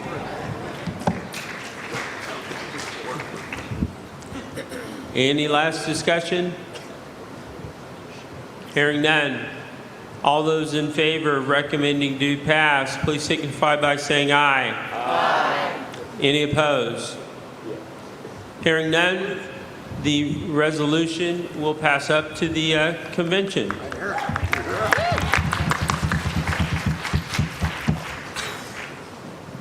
Resolution 2026-14. Regarding the unjustified delay of Americans with Disabilities Act Title II Digital Accessibility Regulation. Whereas the Americans with Disabilities Act, ADA, signed into law on July 26, 1990, is a landmark civil rights law organized into 5 titles that together guarantee people with disabilities equal opportunity, full participation, independent living, and economic self-sufficiency. And whereas Title II of the ADA requires state and local governments to ensure that their programs, services, and activities are fully accessible to people with disabilities. And whereas, since the late 1990s, the National Federation of the Blind has worked persistently through advocacy, negotiated settlements, and successful litigation to establish that digital products and services, including websites, mobile applications, and other electronic information and communication technologies, are subject to the requirements of the ADA. And whereas federal courts and the United States Department of Justice have repeatedly agreed that inaccessible digital services provided by ADA-covered entities deny blind people equal access in violation of the law. And whereas, despite this clear legal foundation, state and local governments and public entities have routinely claimed that they lack sufficient regulatory clarity regarding digital accessibility requirements. And whereas, on July 26, 2010, the United States Department of Justice issued an advance notice of proposed rulemaking titled Non-Discrimination on the Basis of Disability, Accessibility of Web Information and Services of State and Local Government Entities, hereafter referred to as ADA Title II Digital Accessibility Regulation, signaling its intent to develop such regulations, launching a process that spanned 3 presidential administrations and more than a decade of public engagement. And whereas on April 24, 2024, the Department of Justice finally issued long-awaited Title II regulations governing the accessibility of websites, mobile applications, and digital content used by state and local governments, following extensive participation by the National Federation of the Blind, people with disabilities, advocates, and covered entities. And whereas these regulations represented a carefully negotiated compromise that included 5 new classes of exceptions favoring covered entities beyond those already available under the ADA, concessions accepted by the National Federation of the Blind and the broader disability community in recognition of the importance of having a clear standard.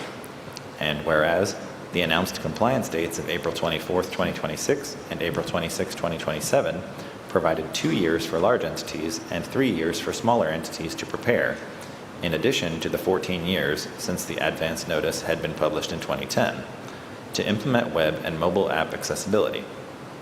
And whereas, despite having requested clarity and benefited from years of delay, certain covered entities exerted pressure on the federal government to weaken or postpone the regulations as the compliance date approached. And whereas, on April 20th, 2026, just 4 days before the regulations were set to take effect, the Department of Justice issued an interim final rule delaying implementation and signaling a willingness to reopen and reconsider the substance of the regulations. And whereas, this sudden reversal disregards decades of advocacy, undermines settled expectations, and perpetuates the ongoing exclusion of blind people from full participation in education, civic engagement, public services, local and statewide benefits, and employment. And whereas Title III digital accessibility regulations remain stalled entirely, continuing uncertainty for places of public accommodation and denying blind people equal access across the digital marketplace. And whereas the Department of Justice has itself consistently relied upon these same accessibility standards in enforcement actions and settlement agreements, confirming that the obligation already exists under the ADA. And whereas every day of delay causes immeasurable harm to blind people who encounter inaccessible government websites, online forms, educational platforms, benefit portals, and mobile applications essential to daily life. Now, therefore, be it resolved that this organization unequivocally condemn and deplore the Department of Justice's decision to delay implementation of the Americans with Disabilities Act Title II digital accessibility regulations. And be it further resolved that this organization demand the immediate implementation of the finalized ADA Title II digital accessibility regulations without further delay or substantive weakening. And be it further resolved that this organization call upon the Department of Justice to proceed without delay in issuing comprehensive ADA Title III digital accessibility regulations covering public accommodations. Second. Have a motion. We have a second. Jim, are you near a microphone? I sure am. Mr. Chairman, members of the committee, fellow Federationists, man, I love a good condemn and deplore resolution, don't you? This one is really deserving of it. If you haven't heard it already, our podcast, the Nation's Blind podcast, has a really good review of some of the problems caused by that. It's led off by President Rick Bono's viral video that gives our response to this outrageous delay of our civil rights. So on July 26, 1990, when then President George Bush signed into law the Americans with Disabilities Act, he said, let the shameful walls of exclusion come tumbling down. Today, digital accessibility is everywhere. We go to the doctor and we have to go through medical portals, and we look for benefits from things like insurance companies and stuff like that. We have to go through portals. We go to college or to continuing education, and we have to deal with, electronic or digital accessibility. And so it's everywhere. And I don't know about you guys, but I'm really weary of being shut out. I'm really weary of being told that we have to wait. I mean, in Montana terms, it's bullshit, folks.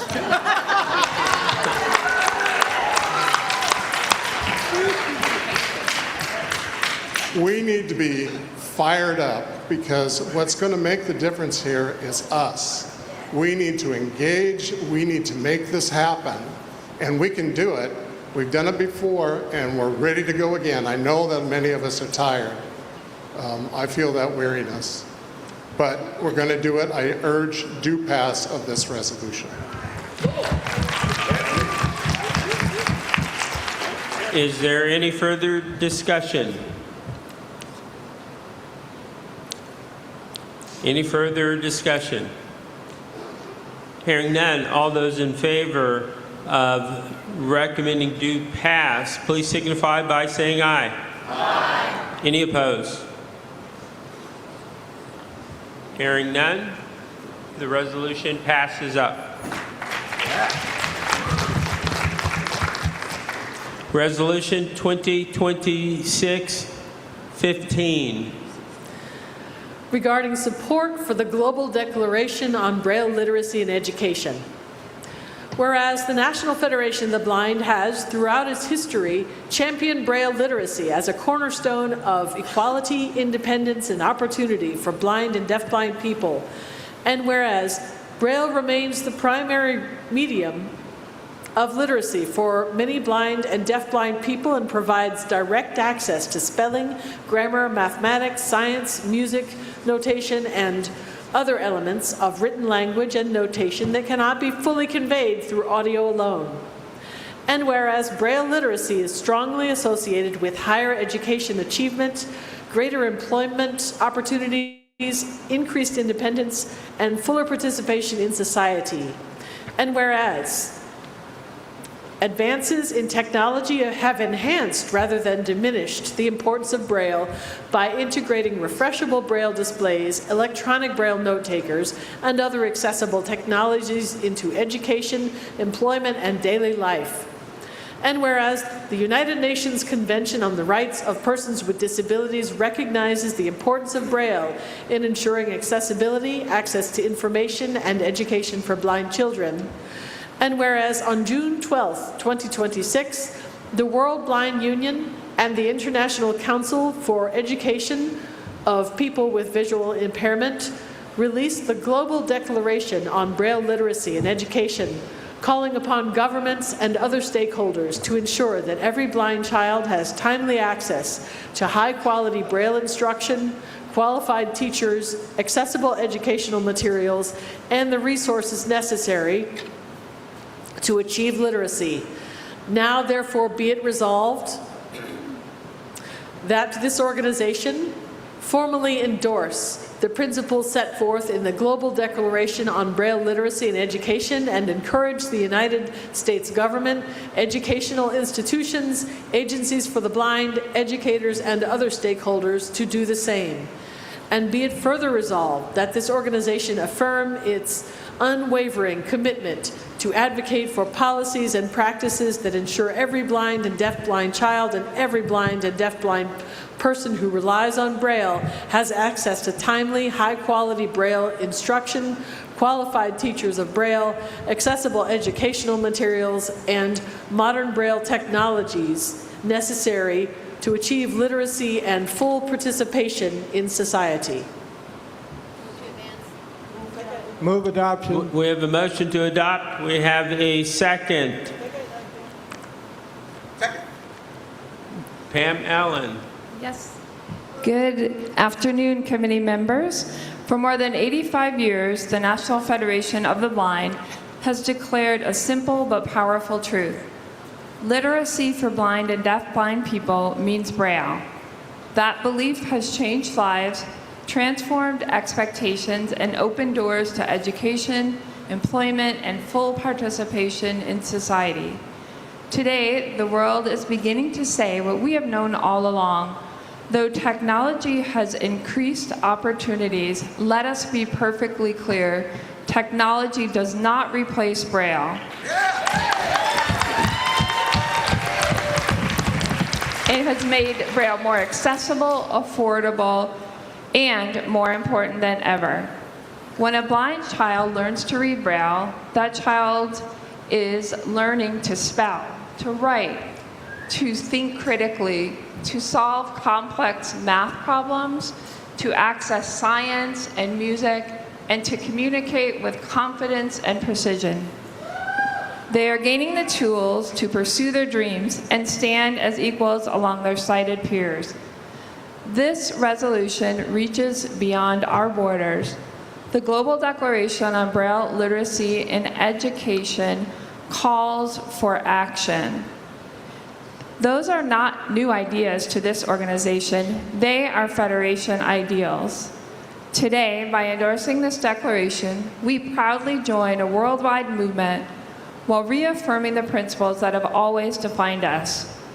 We declare that blindness must never be a barrier to literacy.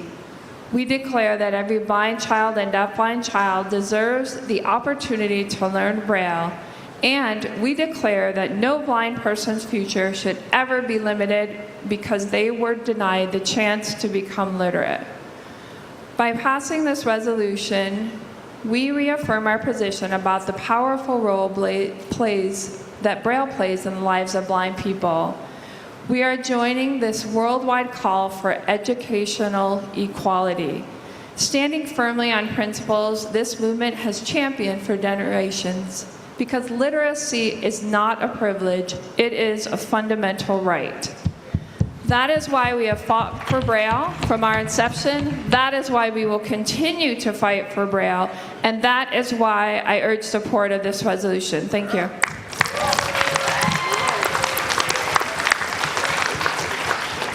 Any further discussion? Any further discussion? I'll take the chair's liberty and just, before we call for the vote, the one thing I would say is that the first resolve clause, the be it resolved clause, I don't know if anybody noticed it, is missing a little bit of language that will be added into the final resolution, but the substantive, form of the resolution remains.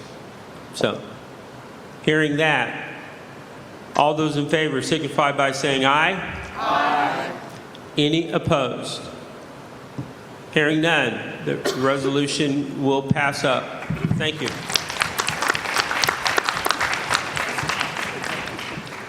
Before we get into Resolution 2026-15, I'd like to take the opportunity, because everybody's going to be running out the door to get to mock trial and other seminars. First and foremost, I'd like to thank President Riccobono for his guidance and leadership for the Resolutions Committee as we set policy for the organization. I'd like to thank John Perret, Kyle Walls, and the policy and advocacy team for the extremely hard work, credible work that they do in keeping us focused on the things that we need to be working on and the things that we want everybody else to be aware of. I'd also like to welcome Kyle Walls to the table for the first time as a reader. And as always, recognize Jennifer Dunham for her stellar reading of Braille. And with that resolution... Mr. Chairman, the committee would like, and the rest of the organization, to thank you for your efforts on your efficacy. Thank you. With that, Resolution 2026-16. Regarding the accessibility of artificial intelligence tools for software creation and the code they produce.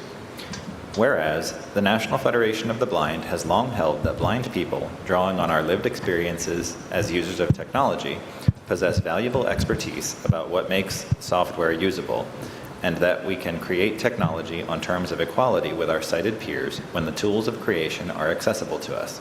And whereas, artificial intelligence, AI, is increasingly being used by individuals and by businesses, large and small, to develop the underlying architecture of websites and software applications across all platforms. And whereas AI-assisted coding, colloquially known as vibe coding, is now being used widely to create software by describing in ordinary language what the coder wants to build without writing a single line of code themselves. And whereas this development holds great promise for blind people because a blind person who has become expert through years of navigating user interfaces can now take an idea and turn it into working software, contributing that hard-won expertise directly to the products others will use. And whereas this promise can be realized only when the interfaces of these AI tools are themselves fully accessible, so that a blind person can read the suggestions the AI offers, review the changes it proposes, and operate every control and field with a screen reader such as JAWS, NVDA, or VoiceOver, non-visually and on equal terms. And whereas the code these AI models produce is, by default, inaccessible because the models learn from a web that is overwhelmingly inaccessible. and the WebAIM Million report found in 2026 that 95.9% of the top 1 million homepages contained detectable failures measured against the Web Content Accessibility Guidelines, a figure that rose rather than fell as AI-assisted coding spread. And whereas, if the companies producing these AI tools choose to require their models to output only accessible code, that single decision could make a profound and lasting difference to the number of accessible websites and applications a blind person can use, multiplying accessibility across every product built with those tools. And whereas, well-established and internationally recognized standards already define what accessible software is, including the Web Content Accessibility Guidelines developed by the World Wide Web Consortium, Apple's accessibility guidelines for its platforms, and Android's accessibility guidelines, so that no company can credibly claim it does not know what accessibility requires. Now, therefore, be it resolved that this organization call upon all companies producing artificial intelligence tools for the creation of software to ensure that the user interfaces of those tools are fully non-visually accessible across all platforms for use by the blind and are tested with screen readers so that blind people can fully realize the promise this technology holds. And be it further resolved that this organization demand that these companies train their AI models to produce, by default, only output that conforms to accepted standards of accessibility, meaning Web Content Accessibility Guidelines 2.2 Level AA, or any future equivalent for web content, Apple's accessibility guidelines for Apple platforms, and Android's accessibility guidelines for Android, so that accessibility is the baseline from which all AI-generated software begins, rather than an afterthought a blind person must fight to obtain. And be it further resolved that this organization insists that blind people be meaningfully involved in the scoping, design, and testing of the accessibility of these tools, because the expertise of blind users is essential to determining whether a tool or its output is genuinely accessible, and no solutions developed without us can be presumed to serve us. Second. We have a motion, we have a second. Any further discussion? Mr. Chairman, would you like me to speak to as the proponent? Oh, I am sorry. Go ahead, Jonathan. Sure, thank you. The Federation has always been good at dreaming of a better tomorrow and then making the dream come true. And this is a resolution of positivity and hope. AI is moving rapidly. The Federation has done very good work with AI companies to encourage their models to tell the truth about blindness and not perpetuate inaccurate stereotypes. But there's much more to do if we're to ensure that AI is all that it can be. This resolution deals with both input and output. As we heard in our AI seminar yesterday, the vibe coding juggernaut is giving blind people the tools to build our own tools. All it takes is the ability to clearly articulate the software that you want and to work patiently with the AI to refine the code until you get what you've asked for. There is huge potential for us to take greater control of the technology that we use and work in solidarity to solve our own problems, but only if the tools are truly accessible. Blind people are vibe coding today, but accessibility isn't always as good as it could be, and it is important to have on record a statement from the Federation that makes it clear to AI companies that they must design the user interfaces of these tools in a way that doesn't exclude us, in a way that facilitates, encourages, and welcomes this amazing blind software renaissance that we are starting to see.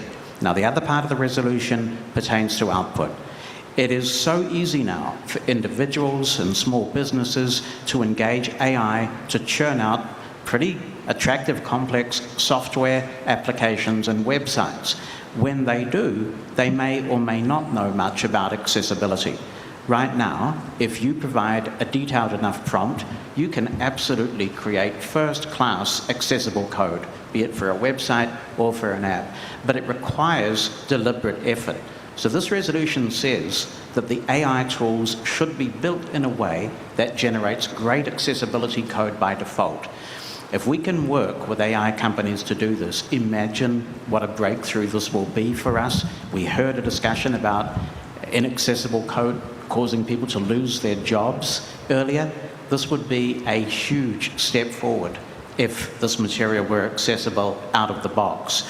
Now, it is true that prompt engineering will always have the potential to override those defaults. If a user really insists on doing something that creates inaccessible code, then we'll have to deal with that in the normal way. But making accessibility something you have to expressly opt out of rather than opt into flips the script, and we have a moment in time right now where we can change the narrative. I urge the committee to pass this to the convention. Thank you, Jonathan. Is there any further discussion? Any further discussion? Hearing none, all those in favor, please signify by saying aye. Aye. Any opposed? Hearing none, Resolution 2026-16 will pass up to the convention. Othman? Who's calling? Somebody call for the floor? Othman? Go ahead. Mr. Chair, just in light of the fact that we are ending earlier than expected, I would like to share with everybody here that the mock trial will still take place at 4:15 p.m. So this gives you a little bit of time, but please do still make your way in advance of 4:15 p.m. so that you can get your tickets and get processed in at the door. Mr. Chairperson, there have been no controversial resolutions. What happened? What went wrong? Well, we haven't gotten to the vote yet, so that's what I'm thinking is it's going to come then. But we had about 6 fewer resolutions than we've had the last 2 or 3 years, and so. But I think that the resolutions we have are dense and compact with priorities that I think far outweigh the 6 resolutions that we did not get. So I think I think the resolutions really reflect what's important to us. Any other comment before we dismiss? Got a motion to adjourn? Second. Motion to adjourn and a second. All those in favor signify by saying aye. Aye. Any opposed? Meeting's adjourned. Thank you, everybody.